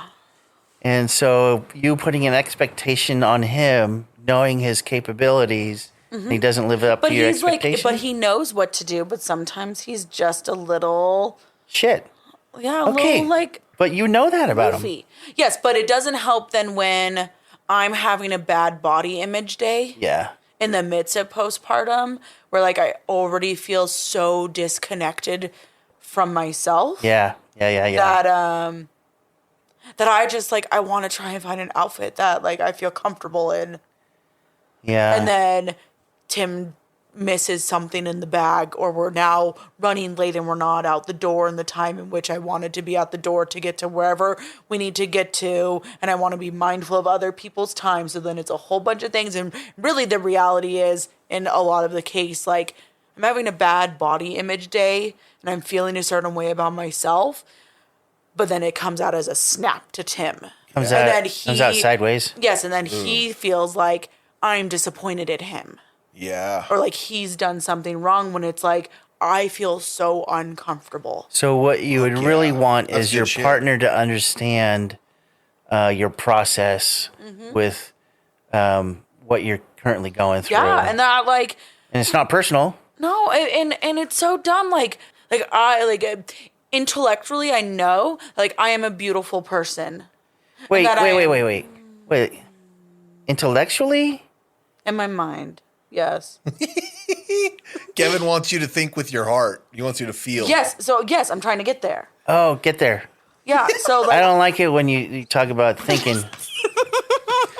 2-foot drop, duh. I know, but so in my head, I know like that that like no matter the weight on the scale, that like my worth is the same no matter what that weight Your is. bad body shit. day is in your head. Yes, The acceptance is in your heart. yes, but like to get there, Yeah? to get there in postpartum, to like be like, Okay. I mean, and there's like it's whirly wily shit up in my brain. Like my father-in-law cheated on my mother-in-law, and then married that woman. Like my husband is so much like his dad in so many ways that then like, oh, like I'm bigger now, and like, oh, now you're a lawyer. Like, am I going to continue to be the person that like you're in love with? So that's in your Fear. head. Wait, that's A in lot your of fear. head? This is good shit. In your head. So when you Fuck yeah. do the Thank 2 you foot so drop, much for sharing this stuff. hey, really, Good seriously, shit. like right now, do the 2 foot drop. Do you in your heart believe that Tim would cheat on you? Is Tim that No. kind of person? I mean, no. Okay. So simple. Leave it there. Yeah, simple. Leave it Good, there. Josh, you caught that, leave huh? it there. Leave it I know, right because there. I'm like, but Nuh-uh. Yeah, leave it right there. Uh-uh. Because all that other stuff is fear and your mind. yes, Yeah. oh You going- yeah, you like going so back up. much, like so much whirly girly, like stupid shit. No, it's Okay. no, it's not just whirly girly because I go through that too, and the same thing he just did Yeah. with you. I get it. I get it. yeah, I do the same shit. it's so dumb. It's all so dumb. and the biggest thing too for me because I am very here Yeah, He's an intellect. for everything. yes, None of what you are thinking exists. So everything beyond this, what you just got to right there, is fucking stupid. Yeah. And unnecessary. Yeah. So you like catching it before you start giving it power and the wheels start turning. Oh, and it's so annoying because postpartum has just made like everything go back up into the head. Yeah. And I feel don't like like I that. used to live in a space of like don't like that story. so much like I don't like I used to believe that my greatest assets were like my generosity and my caring and my kindness and my compassion and Honesty. like and I don't know if I have any of those anymore. Not anymore right now. Is it possible? Is there any? And this is literally just a question. Is there any way that you can figure out a way to eliminate postpartum from your vocabulary? Is there any way you can do that and just you're having a human experience? Because I feel like even you that it's possible that it could keep you in that. That Could be. verbiage That's a using good that. point. I mean, Yeah, we don't know anything about postpartum is postpartum. a I'm not a medical doctor. It's a- diagnosis, so that's it- part of it. it is- That it it's is- a medical diagnosis, but yeah, I'm but I'm not not a- going to have it forever. I'm not a doctor, and it was Yeah. just a question. There's no. Yeah, no, but so I will say on a more positive note about that, one tool that has really helped, and it's so funny. I feel like it's a tool like in recovery, but not named. But I found it through my postpartum therapy, through my PTSD. Part of self-compassion is human condition. Can you And like can you relating, break that down more? yeah. So relating, like one piece of like having and practicing self-compassion is human condition, and human condition is like knowing that you're not the only person having this experience. Oh, good for or has you. ever had this experience, and that has like getting to that place because so many times, like in so many little things, the again going up into the head, like, oh, if my boss like sends me a message, I need to talk to you. Immediate first thought, I did something wrong. I'm going to get fired. For what? I haven't done anything wrong. And So you're in your head again. yeah. Yeah, dangerous neighborhood, right, Josh? Yes. And but like the human condition is I'm not the only person that like has this reaction or this thought or this feeling, and that's really helped. Like I'm not alone. So you've heard the saying, sometimes it's your turn in the barrel. Yeah, You ever heard of that? Yes. Right? So you going through postpartum, at one point you clarified that this is temporary, right? You're not going to be living with that. Mm-hmm. So this is your turn in the barrel. You're working through postpartum. You're taking the steps to recover from that. Mm-hmm. Are you bringing spiritual principles in with that to help? I'm trying. Okay, so that's a practice. Yes. So say practice. I'm practicing. Fuck yeah, that's how I feel too. I get it. But you are practicing, right? Yeah, and Wendy just told me this last week. Like if I take a step back and look at all the things that I'm doing, like I'm doing enough and I'm doing a lot and I'm caring for myself in so many ways. And she continues to remind me to be kind and gentle with myself. My old sponsor, shout out to Sam, always would tell Sam. me everything. I would say everything's going to be all right, and he would say, "No, it already is." And that it creeps into my mind. That's a great all line. the time. Yeah. I'd be like, everything's gonna be fine. I want him to tell me everything's gonna be fine because I need the reassurance from him because I can't find it myself. Mm-hmm. It's not his job, but that's what I want. That's what I think I need from him. Yeah. And he always would shut it down with, "No, it already is." And it's Even in the midst of your having a storm human experience. Yeah. I don't know about anybody else, but my life in recovery is this. That's a roller coaster. Yeah, and I'm literally For those who can't see, yeah, I'm making a wave motion with my hand. Yeah, and there's this center line of peace and stability, and it's ever fleeting. And sometimes this is 3 months, and sometimes that motion was going up. Yeah, 3 months going up. Sometimes I dip down below the peace of mind and stability, and it's a week. And sometimes those are flipped. Sometimes I'm down below that peace and stability for months, and it feels hopeless and like it's never going to get any and better. those are I'm good lost. times for me. And I'm broken. Like something's wrong with me. I'll never be okay again. And then something happens, or I get to talk him off the ledge. I get in enough pain to do something different. For me, that's usually what it is. And then I fucking peek up over that line of peace. I'm like, holy shit. So you're saying that that's in her future, right? That she's gonna. It's inevitable. You're on your way up. Yeah, as long as we keep doing the right thing. My experience and the experience that I see other people have, as long as we keep doing the right thing, that valley ends. Human experience. I just don't feel like I'm spending my time the way that I want to. So again, you're putting expectations on yourself. You also have a child now. Why don't you just Well, that's it. present? Be present. Yeah, but Tim fucking gets to do everything that he wants to do. Ooh. So we're going back to resentments? I thought we covered that already. I used the F word. No, it's not a resentment against him, but it's the fact and the reality of the last 2 months that Charlotte's been in a sleep regression. I've been the one to get up every night. So I hear, and this is not judgment, I would never do that to you. I hear you saying, why me or why not me?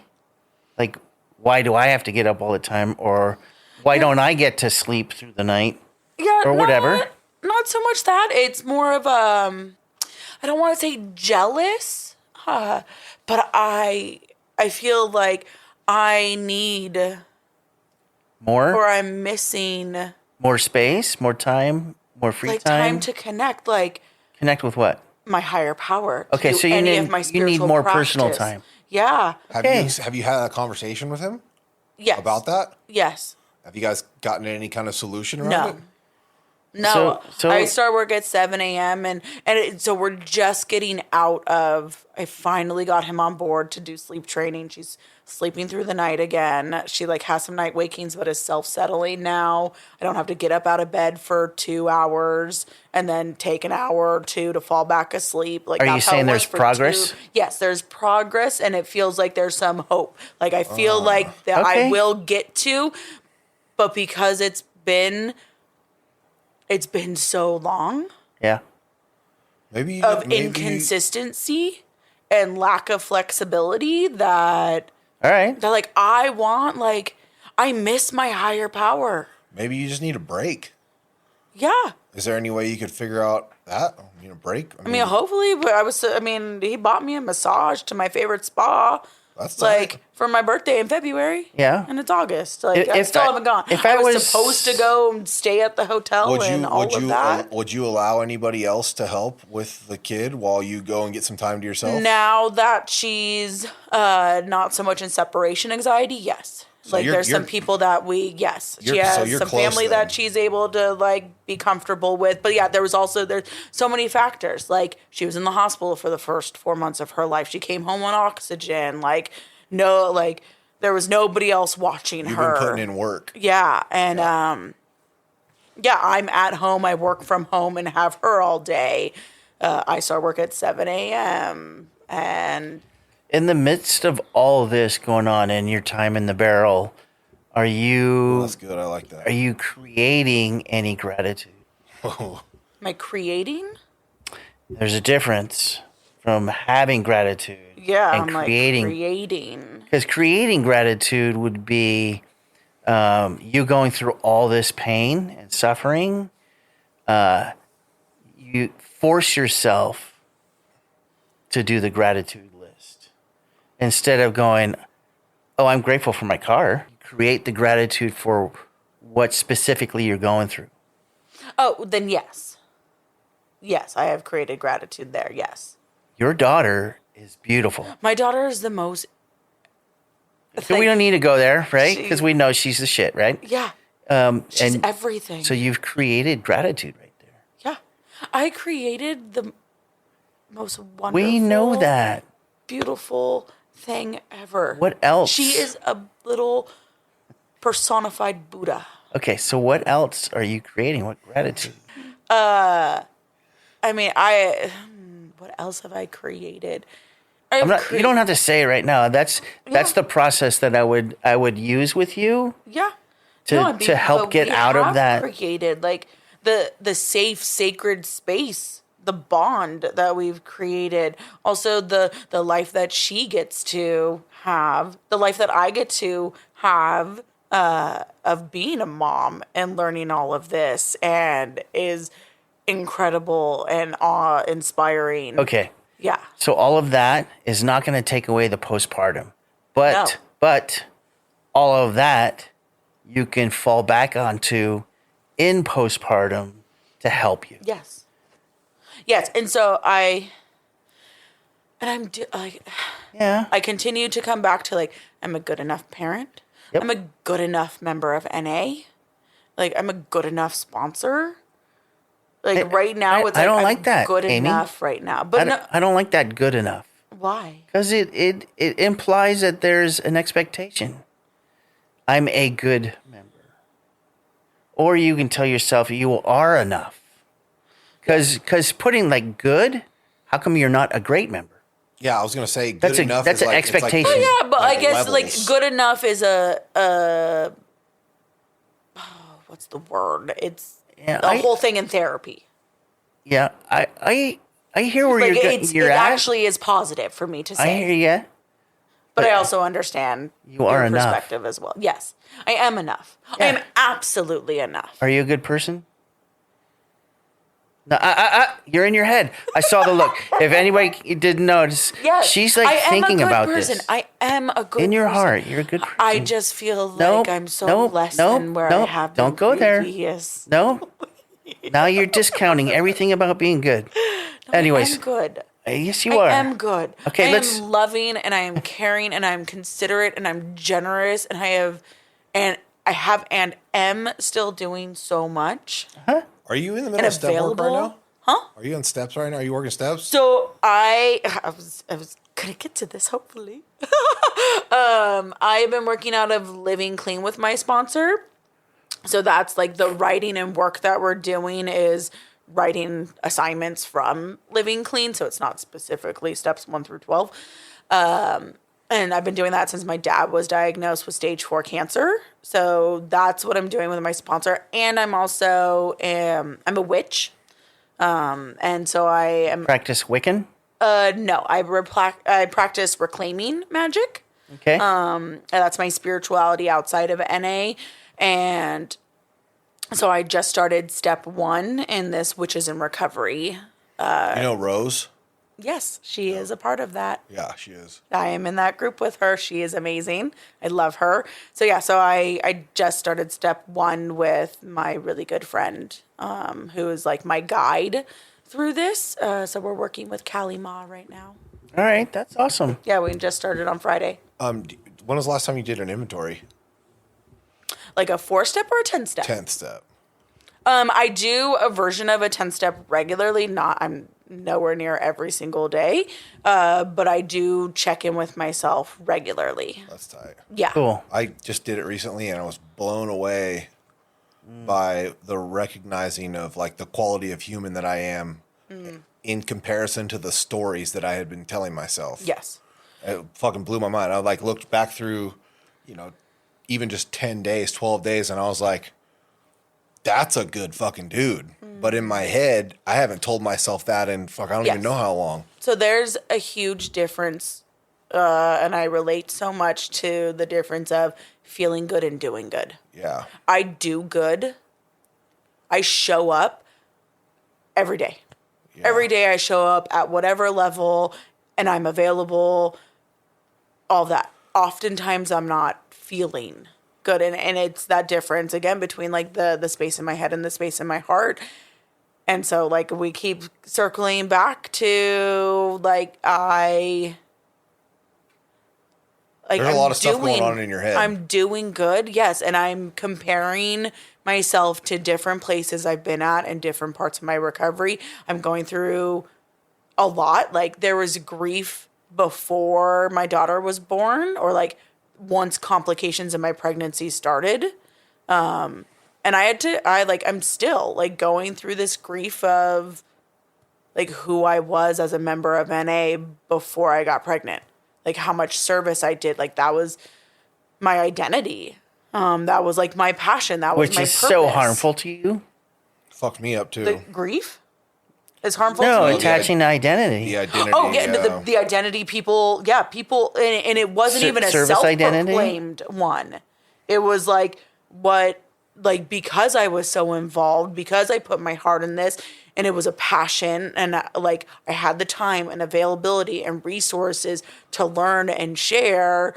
Then it was like that just kind of developed, and people like put that on me almost. And then to have complications and then no longer be of service in the capacity that I was, no longer have the availability as I once was, no longer have and then there's feelings of trying to like stay committed to saying yes, but like also having Saying yes to what? Service? saying yes to anything, getting asked to speak. Getting asked to come facilitate something. Have you ever said no? Just yes, I have learned how to say no. oh, good. Yes, That's. but good like to I'll hear. look at my calendar and I'll be like, I think that I can make that happen. I think like I can figure out like whatever. All right. But like also children change so rapidly that like there's been more times in the last year where I have said yes to something that then I've had to like come back and be like, actually, I can't do that. So do you Or learn like, I need a anything from replacement that? now. Huh? Do you learn anything from that? You having to go back and saying, you know what, I can't do that? Yeah, I'm Have a you- piece of shit. Oh, good. Good for you. You staying in the head.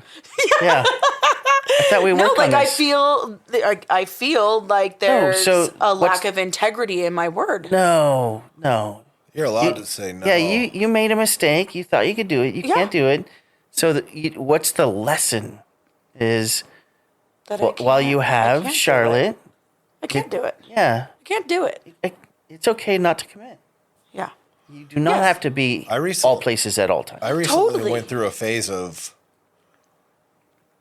I literally, probably up until this last time I got asked, I said no to chairing meetings for probably over a year, and also wasn't taking on any sponsees, and stopped taking more service commitments and all of that for no reason other than I did too much and I was overwhelmed, and it was creating a weird relationship between me and the rooms. And I needed to just fucking process all of that. I'm not saying that anybody should do that or shouldn't do that. I didn't have any reason other than like, I need to fucking not do this for a little bit. I've got to fucking chill out. I learned that much. lesson. Yeah. Yeah. I was doing NCCNA, like 15 years clean. I was doing NCCNA consistently every year after that. And it became a burden, right? To me, to my family. And Jen and I figured out that I would do service work in that capacity every other year. Mm-hmm. Right. So I spread myself out and I'm not burning out. Are you still doing that? I'm When was still when was doing the last that. committee you did? Well, since COVID, things got really messed up. Yeah. I was on a committee. I'm over this resentment. I was on a committee, committed, whole team, spent the year creating this whatever committee I was on, and then COVID squashed the convention, and they decided to do a convention, on Zoom, over the internet, and in the last NCCNA committee, they were like, all right, so we'll bring program in, we'll do all this. You guys will handle that because you already have the team and the speakers. Cool. So when we met next, there was somebody else running program, and they weren't going to use us. And so I resent that. Mm-hmm.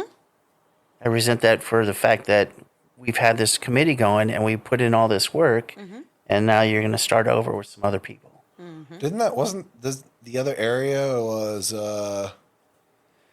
it was in Pleasanton or something? No, you know what? It's irrelevant anyways, but that was the service sometimes we go through Is it Pleasanton? the times where we need to step back. I went to So- a programming committee meeting out there somewhere. Can't remember where it was. So that's what I did. He's looking it He up. needs to figure it out now. I know. I can't remember where it was. I have to. It was Mission Peak area. They had that last year. That's okay. It was Yeah, Mission Peak. Mission area, Peak was yeah. last year. Yeah. And the meeting. This has been a was- couple years. Yeah. All right. So let's moving on. Okay. Moving on. Where are we then. going? We're gonna go to. We're gonna talk about relationships. Oh, joy. Yeah. I think we spent enough time on you and Charlotte. Okay. We could talk more about her if you want, but We don't have to. so did you have, when you got clean, did you have fear that affected the way you acted in relationships? Yeah.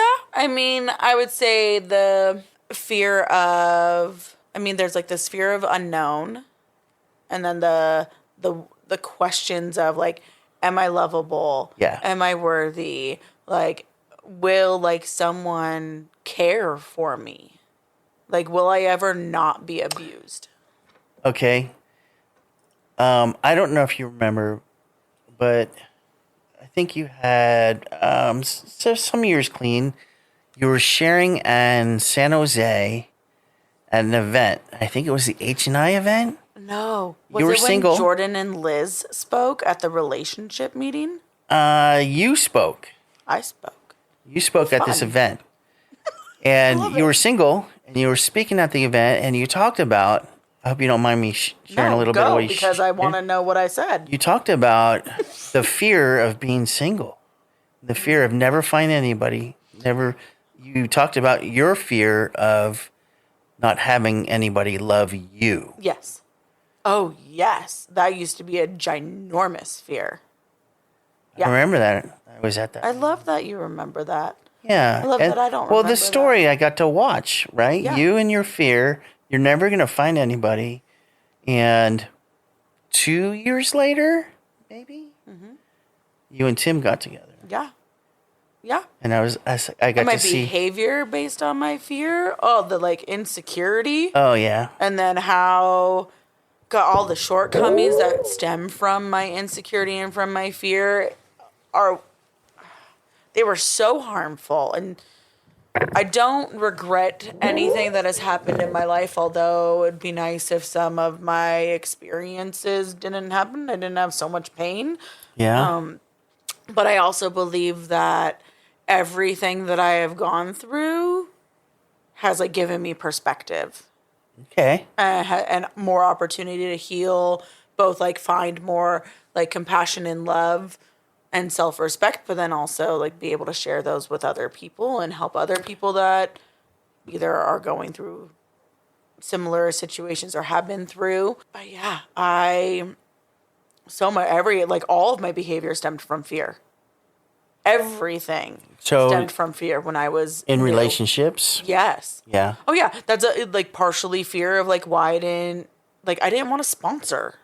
I wanted to work steps by myself. I was so scared to get a sponsor because like would this person like Gonna find out who you are? Yeah, like would they love me? Yeah. Would they help me? That's legit. Like because I viewed females as either like not being nurturing and not being caring and not being there, not being protective, or like it sounds like you're attaching your friendship. mom's that relationship. Or like, my mom's sister who said that all I wanted was attention. Yeah. And like not protecting me. And like the first person that ever protected me, the person that I knew that loved me more than anything, that I knew that I was so valuable, died right before all of this started to happen. Who's that? My paternal grandmother. Oh no. Yeah, my dad's mom died when I was she died like right after it started happening. She died when I was 6.5 years old, when I was in kindergarten. That's dramatic. Yes. It was the first death. And then 2 other family members died right in the same month, just weeks apart, all on my dad's side. And so my protector and the person who I received my love language from. Yeah. Because I feel like that's also such, like, my perception. I have this perception, or I no longer have it because I understand now. But for so many years, I thought my mom didn't love me because my mom was reserved and quiet and not affectionate, like no words, no physical touch. Some people aren't built like that. Watching sports on the TV. But my mom showed love in the way that she knew how. I was a competitive athlete, and she was at all my sporting events. That's always cool. cheering me on. There was ways that I know now, or like what all the things that she did before she knew NA existed, that NA was free. Like, my parents took out their whole retirement to put me in rehab because it wasn't covered by insurance. And then got deemed tax wise. And then 2008 is when I got clean. So that's the dumb shit with housing. And they crash. Yeah. So then they had, they were behind in their mortgage a few months, and the bank wouldn't work for them. And they forced my parents to sell, and like all to try and keep me alive, to put me in another rehab. Okay. Yeah, but okay. So, but yes, like the fear in relationships. Yes. So like there's so much of like this perception, and how like I have a love language that I put out. And then I have a love language that I receive. And not everybody has or knows their different love languages. If you ask Jen, hers is coffee. I love that. How cute. So what's your love language? Give. To receive. I know. Yeah. If I bring her a coffee, I'm the greatest husband in the world. Yeah. That's all I have to do. She'd rather have coffee from me than flowers. Yeah. I love that. So what's your love language? My love language to receive is probably like affection. Yeah. Yeah. That's And like standard. and words of affirmation. Yeah. Yeah. That's how I receive. Do you have a love language? Yeah, I think I'm really just starting to realize what it is like feeling supported, like feeling like I'm trusted, like somebody believing in me and feeling supported. Yeah. Is definitely, That's receiving, right? yeah, Yeah. Sadie's fucking unbelievable at that shit. It blows my mind. Yeah. Yeah. So like Tim's love language that he puts out is like acts of service, Yeah. which is not the way that I receive. So it's interesting in that way of we cycle around these conversations sometimes of like what I need Yeah. or like what he needs. It's just interesting, but there's so much fear. So like fear. I got you. Fear is the root of like so much stuff. So one fear that I had in the beginning with relationships that I took into the first little bit of Jen and I's relationship was the fear of them using my information against me. We're finishing up with fears in relationships. Joy. Do you have anything about relationships that you have, like something that stands out for you? Or have you overcome everything there is about hang-ups in relationships? I don't think I've overcome everything. I don't think relationships are supposed to be hard. I think that there's moments. I love that you said that. Yeah, I think there's moments where sometimes we're not at 100%, or like our energies don't equal up to like being 100%. Yeah. And we can have challenging days, and I feel like especially with like right now, like there's just been so much change with becoming parents, with Tim, finally passing the bar, and like that journey for him and how that journey really affected his spirit, how it completely changed his relationship with his higher power, how he has left the relationship that he had and that he believed in for 14 years. And that whole journey, like there's so much of just how that space has changed in our relationship. And, I continue to go back to just my experience right now with where I'm at in my postpartum and my disconnection from myself. And I feel like this is just a moment. Yeah. Like this is just a moment in Good. our time, and we're gonna get through it. But it's hard and it's uncomfortable, and You don't have to like it, Amy. I'm tingly. I don't feel like I'm living the program. There's expectations on myself. There's comparing different. All right. Yeah. Again, head. Yes, you keep pointing to your head. Yeah, get out of your head. All that same shit. I fucking do it. Yeah. And So do I. Yes. I know the relief, quieter. though. I know the relief, right? I know the relief is doing the 2-foot drop. Yeah. So if we can drill that into you, Yes. And like just the way that I spend my time, like getting back to like my morning rituals of centering myself before I start my day, or like, and if it's not before the day, being flexible Yeah. and adding it in like later in the day. And I just feel like I'm not balance. living the way that I want to. You don't feel balanced right now? Yeah, I don't feel balanced. I don't feel like I'm applying principles in all my affairs. All right, so let's go back to right now it's your turn in the barrel. Yeah. And you have hope, though. You said it. Yeah. You have And hope. and there's already so much more. Like, I mean, last November, in the deepest thick of my postpartum, I thought Charlotte and Tim would be better off if I was dead. Well, we're not there right now. So And- So I know it's right now today, August 4th, is Way so better much- than then. Way better. Like, no, they're not going to be better off without me. All right.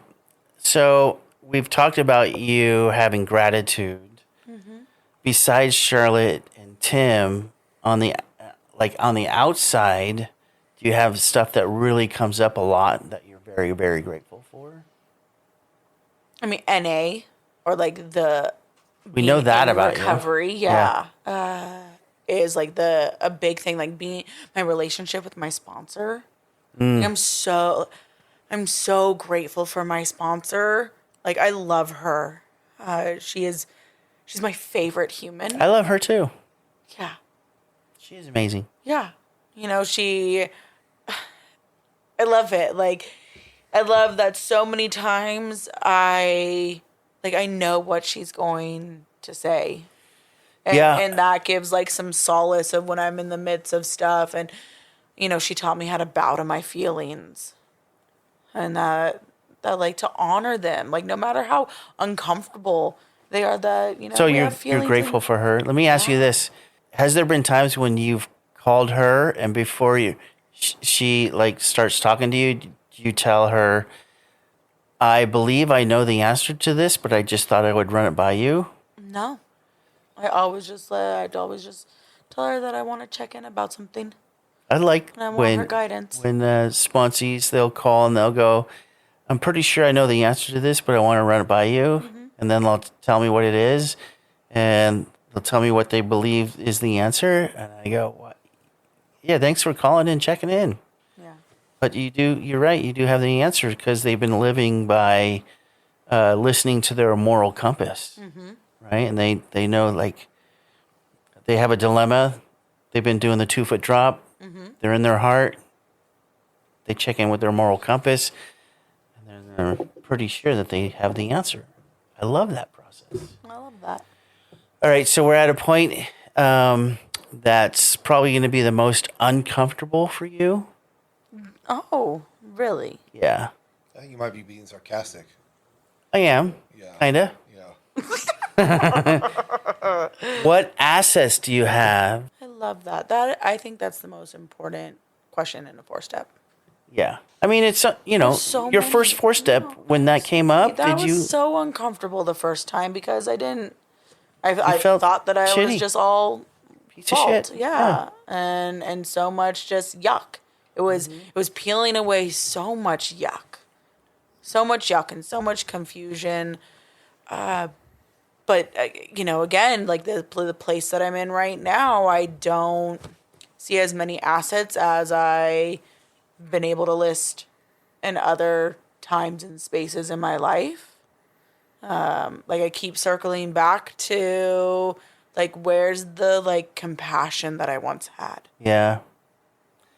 Where's the like I feel, but also I feel like there's like some confusion of when you learn how to have boundaries. Yeah. Going from letting everybody into your space to like learning that boundaries are healthy and beautiful and safe can What's cause some like confusion. the word that I like to use with that, when talking with sponsees, is discernment. Yes. Having discernment is it's been interesting to like observe myself, whereas I used to hug every single person in a meeting. And now, not that I'm like actively not hugging people, but I don't feel as open. Yeah. And you don't have to. Yeah. But because I went from like this one extreme, or again, like going back to like an identity that was placed on me. Like I am known as the free hugs girl. Yeah. Like that is one of my And nicknames. given that you embraced that, though, yes, did it cause harm? And it helped me so. Like it was so impactful for my recovery when I was first introduced to that sign and everything that has happened. And there's still Who gave you that sign? Ray. Ray D and I just did an episode. Yes, you did. So Ray gave you that sign at a convention, At NCCNA and it's a big sign that says "Free 2010. Hugs." Yeah, and it was a big red heart with glitter around the edges that said "Free Hugs." And then I've made a free hug sign at every convention that I've been to ever since, and given it away at the end of the convention. So Let me ask you this. Did that identity as the free hugs girl, can I ask you this? Did it attach ego and false pride No. to being the free hugs girl? No. It opened me up to meet people. Yeah. And I would say 99% of the time has been a positive, beautiful experience. Would you say that it got you out of self? Yes. So in some ways that was an asset? Yes. No, I didn't. You didn't attach any identity to it.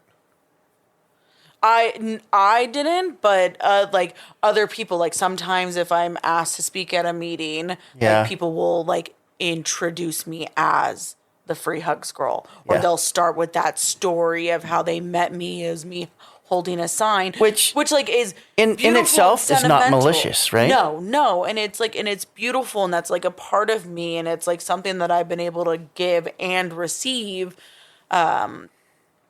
and I just feel disconnected from versions of myself Oh, fuck yeah, I get that.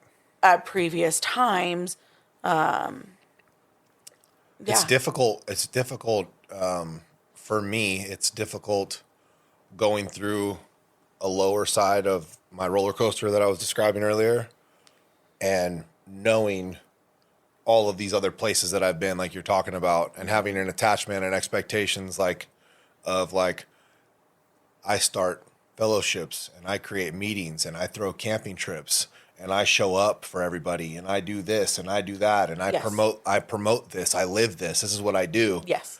And then to feel like if anybody gets too close to me, I might have a fucking panic attack. Yes. And I've been in that recently, and it's fucking rough.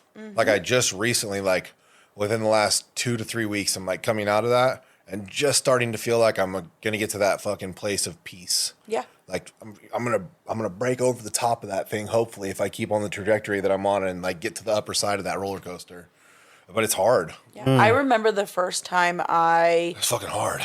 was having a lot of like difficulty and like outward showing like sadness and was like in depression, and how uncomfortable it was for other people because they were so used to me being so bubbly and enthusiastic and like this Bubbly. NA mascot. And so like it felt almost unsafe to like be vulnerable and just like be me, because I was so bubbly and enthusiastic. You for felt so that other long. people had an expectation put on you. I just did that to People me. told me. Someone told me. Yeah. In a meeting, yeah. Yeah, so I just did that to me recently.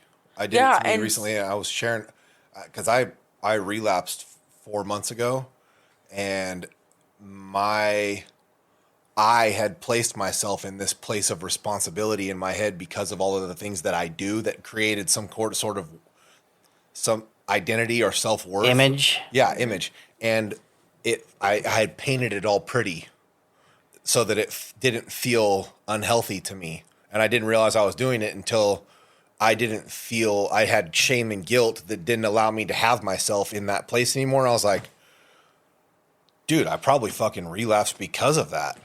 Like, and so now I don't have that, like, I don't have that, Self-imposed. yeah, I don't have that. And, but it took me all of the last 4 months to finally feel like, okay, like I'm past that, whatever that was. And like, I can kind of like start to like, it almost feels like, it's freeing in that now I'm just Josh, and I'm allowed to be, Yeah. I'm allowed to be hurt, Authentic. and I'm allowed to be, and not that I wasn't authentic before, but my motives for a lot of my actions were selfish or fear-based. And you had, because you had to But I painted maintain them- that. More like humility now. Yeah, I painted them pretty though. I painted them really pretty so that they looked okay in my head. I told myself a different story, and I tricked myself. And now, like like what the biggest thing for me is that like I do way too much. I do way too many things. And what's happened is now I realized I don't give a fuck about 90% of the shit that I've been doing as long as I'm happy and I'm okay. And so it opened up a door for me to just exist. Like if I'm not making X number of dollars a year like I've been shooting for so long, or if I'm not doing this or I'm not doing that, like that doesn't, I'm still fucking, I'm Present. good. I'm all right. Cool. So free have hugs a list. girl, we're past that, right? Okay, you don't want the list. We never actually got to really talking about the list. The That's list? Yeah. You said, what assets do I have? Yeah, that's what I was getting. We're past the free hugs girl. Yes. So what other assets? Yeah, let's talk about my assets. So altruism is probably my... Explain what your definition of that is, not Webster's. I asked that because when we were newcomers, a lot of times they said, get your dictionary out and define all this stuff. Mm-hmm. And then halfway through my recovery, it started to change from get the dictionary out to how do you define that as it pertains to Narcotics Anonymous? Because this program has a different set of definitions for so much. Use words that don't match the dictionary. The definition, the Webster's definition is the belief in or practice of disinterested and selfless concern for the well-being of others. Mm-hmm. So my altruism, how I view it, is also this, like when I feel it, when I'm practicing it, it's like this lightness and this selflessness and this availability and integrity and humility and vulnerability. It's like this, I feel like altruism for me is conglomeration of combination. It's like my, like when I'm at peace with myself. Okay. When I'm feeling like the most connected to myself, like that is my truest self. So altruism, vulnerability, humility, kindness, compassionate, responsible, respectful, loving, caring, funny. I was gonna say, I was waiting for that one. She's funny. Joyful. You hang out with her long enough, graceful, fucking die laughing. at times. Yeah. I have a really long list, even though I don't want to say it's challenging. Thank you, honest. Yes. It's not challenging to say those or to witness them in me. But again, back to the space that I'm in, doesn't feel enough. I don't feel enough of those sometimes. Or as regularly. Or I feel like I actively have to practice certain principles more that used to just be. Yeah, I get that. And so that's like the really challenging place right now, is that like I'm having to practice things that used to just be me. Yeah, I get that. Like for example, what? Do you have one? Are you thinking about one right now? I keep coming back to like compassion. Like, we talk about some of the things with like the resentments of lacking some of that like universal love or like extending like empathy or sympathy. Yeah. So I would say that you're still in process. Because you have that, but you haven't been able to tap that right now because of it's your turn in the barrel. Yeah. So I don't see that as you not having that anymore. It's hard to access right now for you. You still have it. There's a lot of things that are, that's a good way to put it, hard to access. Yeah. I've been in your shoes. I so harsh on myself because of that too, because some things just were so natural and just so me, and characteristics of mine before addiction, even characteristics that I had like in my addiction, like parts of me, like the good parts of me that were still there. And then like in recovery to like now like being in this place where I feel so disconnected from like who I truly believe that I am, like my best qualities of myself. You're in the process. Yeah. You are. All right, And so that's okay. Yeah, that's assets. There's a few things that like one of the stories that I wanted to talk about was the free hugs girl.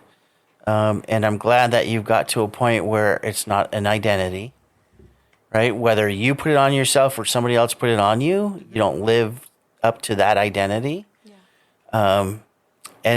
And I'm not saying that it's a bad thing. I'm like, I would perfectly find it okay if you went every year for the rest of your life with a free hug sign to every convention.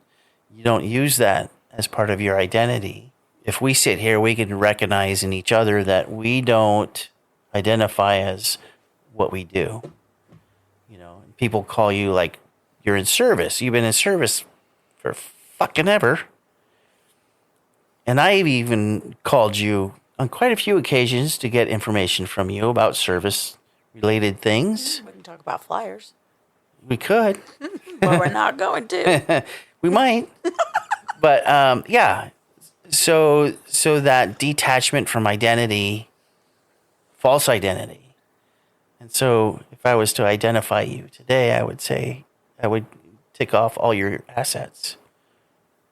You would take off masks? Tick them off. Like, go down the list. Okay. Eliminate all of them. Yeah. Everything's Like, good about you. none of them. Exit out. Blank slate. Yeah. Start over. Let's unplug. Yeah. Reboot. And you know, like you're talking about a lot of today was a lot about postpartum because that's current, right? Mm-hmm. That's current, and it affects how you feel. Mm-hmm. So I would definitely enjoy coming back after all this. Yeah. You know, when you... Because this is the shit that's affecting my recovery. Yeah. That would be amazing. So do you have like a story you want to share with us? One of the craziest kind of... Yeah. In case that didn't come through clear, I thanked her for her vulnerability. Josh has a tendency to push the mic away when he's snacking. Well, I'm chewing on fucking caramel cashews, so... I know. Yeah. Josh is a snacker. Yeah. Love it. He has his own snack drawer here. He's not joking. Yes, you did. Yes, I heard that. That's amazing. Yeah. I love snacks. Yeah. We caught him in our pantry one time. Caught him like I was trying to sneak food in my pocket. He's standing in a dark pantry with a cat bowl. Like it's literally a bowl that we feed cat food in. Oh. He's got a cat bowl full of nuts. And he's standing there shoveling nuts in his mouth. Like, Josh, what are you doing? Nothing. Jen's laughing her ass off. It looked like a regular bowl to me. You know what I mean? Anyways, yeah, like, you know, it doesn't have to be elaborate, but was there like one story in your past that was just, or it could have been a story in recovery too, that was really profound? I think we usually stick to like, we want to hear something fucked Dirt. up. Yeah. Something fucked up. Yeah, I think I asked her before, and she goes, I don't really have anything. But you did mention heart attack. Yes, I did have, I mean, there's... You were loaded. There's not too many, like, outlandish, wild, crazy things that happened in my active addiction. But, yeah, I had mentioned earlier how my disease didn't manifest in like arrest. My unmanageability was very like inward and health related. So I had 2 heart attacks before I was 17. Holy shit. Yes. Like I mentioned, I was in and out of the hospital. Like that's where my disease landed me like all the time. Was that cocaine related? Mm-hmm. Oh. So what happened? And I was an athlete. I was a competitive athlete. So doing cocaine and then going and playing water polo or having a swim meet on top of that. Is that where you had the heart I guess attack? there's some wild like water polo high stories too. I broke a girl's nose. Because you were high on cocaine? And I've elbowed her. Cocaina? Cocaina. Yeah. So would you like sneak off and do more cocaine during the game, or you just did a bunch right before the game and fucking, hey, it's time to win, or what? Pretty much before the game, yes. And then I would use after the game, yeah. Okay. Yeah, or, yeah, I had a panic attack. So, did you have a heart attack in the pool? No. I had a heart attack. The first one was at a friend's house. He was my French friend, Benoit. No. Say no. It's all right. We'll have to cut that. The name. Oh, the name? No names? We don't say names? Well, you can say the first name. I did say the first You name. say his last name? No, I just said my French friend. And then Benoit. What's that? Oh, I thought you That's said his name. His first name. Oh, His I French thought name. What's trend? I thought you. She said French, but what I thought she said is my friend Trent Benoit. That's what I thought. No, Can you clarify that? I said my French. The country, France. Oh, I thought you said trend. No. Oh, okay. French friend named Benoit. Yeah. Dude, I totally got confused there. I'm losing it. I love it. That's so great. I was not enunciating. That's what properly that's then. what I heard too. Yeah. Trent Benoit. No. For We're sure. going to need you to Friend. piss in a cup after we're done. Slurring your words over here. We both heard it. Okay, We were, so yeah, you guys just were- at a house party. Then we're Doing cocaine? everything, yeah, but all the cocaine for me, all the cocaine, Right. and Did you feel it coming and didn't know Yes, that that's what no, it was, but yeah. kept going? I felt it coming. Didn't know what it was. Went outside, called a friend, and then collapsed. Yeah. Did the ambulance come and pick you up? No. Your friend came. No. Okay, keep going. Yeah. No. I didn't go to the hospital until 2 days later. Oh, okay. Yeah. So you just basically were waiting to die? Yep. All right. It was lovely. Did Yeah. you keep doing cocaine after it happened? Yep. Obviously. Sick. Duh. That's why she didn't go to She's the not a hospital. quitter. Yeah. And then I was 5150'd. Okay, so you said 2 heart attacks. Yeah. So that was the first one. Yeah. And then the second one was. And you were what, 16, 15? Yeah, that had to have probably been 15-ish. Okay. Probably my sophomore year. And then the other one was my drug dealer was out of cocaine. My drug dealer was arrested, so I had to go to a different drug dealer. Ew. Yeah. Gross. No. Do you know how gross it is? He was out of cocaine, so he was selling meth. And meth is for grungy. Oh, I like grimy this people. guy already. Yeah. Yeah. Sounds like my kind of guy. That's my friend. So not Palo Alto cocaine, so posh. Right? Dude, that's totally true. It was like that. Yeah. I went over the freeway to get the really good peanut butter bathtub crank from the clubhouse Yeah. So in East Palo Alto. yeah. First time I ever did it, I did it like it was cocaine, and it fucked Oh, me so, up. yes, I did a so big old, I- fucking huge line. Oh. Like, this is going to be coke. So yes, here's my story. Yeah. So because I never did meth because meth was grungy and disgusting, and the way that I saw people high on it, I'm like, fuck that. Yeah. The teeth swivel clattering, jaw? yes, all of that, not cute. But that's all he had. And so I knew nothing about meth other than I didn't like the way that people looked on it and how they acted, and they're weird. That I just did it as if I was doing cocaine. And so the way I did cocaine was typically on a CD cases. Does anybody remember CD cases? And you do one corner to one corner. And so I did 3 of those. Yeah, that's kind of a lot Yes, and then my mom took me to the ER. because you were having a heart attack then. Oh, because I was, Did they say heart attack or were you ODing? heart attack. I mean, that's what the doctor said. I wonder why they didn't call it I'm sure you had a heart attack, Yeah. but I mean, you could But have a heart I attack wasn't and OD. charcoaled. I wasn't anything like that. But Huh. I think charcoal is more used for heroin overdoses, I think. I don't know. Yeah. Or for prescription medication overdoses. I wasn't really an definitely. addict It was because the I didn't do charcoal. heroin. So many times I should have gone to the hospital. I've probably died in a bathtub a couple times. Yeah. Oh, it's fucked up shit. Yeah, I was up forever, and my whole body.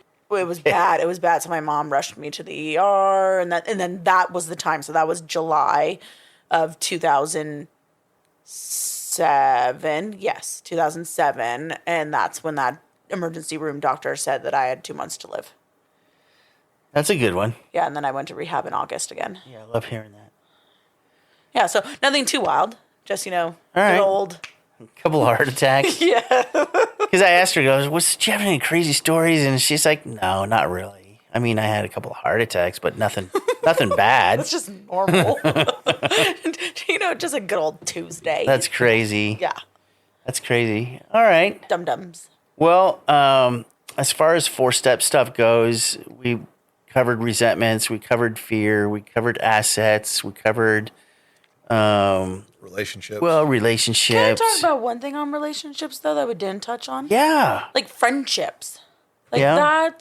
Friendships are so,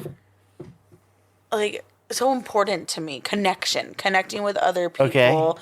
And I just want to, mention that within relationships in general, that there's, the romantic relationships, and then there's, family relationships, and then there's, more, acquaintance, platonic, work. But then there's, these connections that I feel are these intimate, beautiful relationships. Heart to heart. Yes. Yeah. Every time we come up here to visit you, I'm always this is where I want to be. I wish that I was retired and could just come over and sit with you. I get it. I totally feel the same way, and I know what you're talking about, right? And I look at it like there's my circle, right? There's my inner circle, which is Josh, and we have 5 guys that we bounce shit off of each other, and my sponsor. Steve had just passed away, but an update is I got a new sponsor, right? And so I've been hooking up with him, or I'm making the effort to. So that's my support group. Yes. And then there's that love circle, right? That we have the heart-to-heart connections. I don't call them to run shit by. Occasionally, we'll chat, right? And I've had people call me too. But that heart circle, those are the ones that keep me still interested in the fellowship. I don't know if that makes sense. Those are the people that I will sit in a meeting or in a room, and we don't have to say a word. Of course, we're going to shoot the shit, but we can sit there for an hour and not say a word, and still we're good. There's no uncomfortable thing. We can just sit. Those are the people that keep me interested in relationships in general. Because if I didn't have those, I would not fuck with anybody at all. I get that. Yeah. So your friendships, is that kind of, and then there's this associate. Yeah. The people that you associate within the fellowship. What did you want to talk about specifically about that? The friendship part? Yeah, well, I think two sides of just how the feelings that I get from intimate connections with other, and how valuable and important they are to me, and how they correlate also to my views of myself. The more that I feel connected to the people that are important to me, the more I feel connected to myself. I love that. So then also within, again, it just reverts all this back to postpartum, becoming a parent. Can you say that again one more time? The more you feel connected to the people that are close to you, the more you feel connected to yourself, is that what you said? Yes. Do you know what the correlation is there? If you look beyond just the statement, how does that I think working? the immediate thought is that it, feeling loved. Okay, yeah. I've said that before about if you want to, if you are working on self-esteem and self-worth, look at your friends. Look at the quality of the friends that you have. Not the friends that are running old ladies off the road, off the freeway on their motorcycles. Not those friends. Not the friends that, cause harm. The friends that when you look at them, that they love and cherish you. He'll also tell you to take yourself out to dinner, which can Yes. become a problem. Yeah, but it's so good. Yeah, it can really become a problem. It's though. so good. No, but it's great. good for self-worth and nightstand. Yeah, I just Being I able to developed a sit- problem with dinner by myself. Yeah. or go to the movies by yourself. Yes. Yeah. That's such good 9-step stuff. I remember the first time I did Yeah. it, he's like, "Take yourself to a movie," and I was like, "This is fucking retarded." And I went to a That's movie so and I sat there. good. I We don't was say that so word, Josh. this is stupid. There you go. I was so uncomfortable Mm-hmm. sitting in the movie, and then I did it. I went, and then I'm supposed to go again. I go do something else, and then eventually I went like the third or fourth time. I went and got a steak by myself, and I was in the middle of the steak, and I was like, "This is fucking tight." Like I like it resonated. Like I got choked up and fucking. Yeah. It was big. Like it was big for me. I can feel those emotions right now. Like it was big. Just the fact that you're able to sit comfortably alone with yourself. Yeah. And Yeah. spend quality time Yeah, with and yourself. enjoy it and like treat myself to something nice too. Like Yeah. I Then just- relates to also solitude yeah. and the huge, drastically different place solitude is from isolation. Yep. Like solitude is so like loving and, Yeah. and safe and secure. They're basically the same act with different motives. Mm-hmm. I think. Yeah, you're absolutely right. Yeah. Kirk and I talk about that all the time. Yeah. Because we're like really introvert, but we can socialize Yes. really well. Yeah. Me too. And then we need a couple hours to, Recharge. yeah. Yeah. Like when I say I don't like people, I mean, I don't want to be around any drained. people right now. Yeah. Yeah. So I just wanted to bring that up, that like how Friendship. crucial friendships are and how like monumental people are in my life. And then also with this postpartum, like how alone I have felt. Like there's a reality of when people become parents, like some relationships shift. Time and energy shifts for the parents. Some people drift away for whatever reason. Yeah. And that's been really hard to have some friendships change, kind of end some friendships, or some friendships have just drifted away Yeah. that have been really painful. So like grieving that within this process too. And that just couples again with like some of the other feelings that I have of like, I feel abandoned. Like my biggest dream came true. All of these people like rooting and praying and so excited, and then want to show a whole bunch of like love on Facebook. People are really good at showing up on Facebook, but not in real life. Yeah. So yeah. I mean, there's So good and just, bad like, to social complexity. media. Oh yeah, and I love, like, I am someone that like loves social media because I get to connect with so many people Yeah. that I treasure that I don't get to see in person regularly, I hear you. or it's the most that I get to keep up to date with them. Friendships are important. They are, I can and so relate. I'm trying to like navigate and find who are my quarters right now, and like and a lot of my quarters haven't really changed. I've had some like dimes kind of like mingle in with my quarters, and some of those dimes are gone, and it's affected. 4 quarters, Yeah. Make a hole. 4 quarter. You'd rather have 4 quarters than 100 pennies, in terms of like Quality of quality of Friends. friendships. Oh, yes. okay. Now I'm tracking. Yeah, so like it's more about like the quality I'm a little and slow, intimacy okay? of a limited number of people. I hear ya. It's the Instead of age. having all It's got to be the age. of Yeah. everybody. Yeah. And so yeah, so just like kind of shifting, and what does that look like? You know What does what? time Yeah, and space I get look that. like? So like it's important for me, like when I'm here, I'm like, okay, when's the next availability that we can come? Because I get more value in coming up here for a weekend, and I love my home group. I love my home group, and I love the people at my home group. But like I get more from sitting here sometimes than I do of like going to my home group every week. Yeah. I feel And I think part of it is you've known me since my first meeting. You're safe people. I get laughter and humility and a break. I get that. Yeah. I get that. I think some people just connect better. Mm-hmm. I think we just connect better with certain people, and a healthy, happy person that we're able to connect with is a good is a good recharge for both spirits, I think, you know? I agree with you. Yeah, I can't, like, there could be somebody that's really happy and healthy, but their frequency is different than mine. And so, like, being around them actually feels uncomfortable. But there's nothing wrong with who they are or where I'm at. It's just that, different places. Energies and auras, yeah. Yeah. Mm-hmm.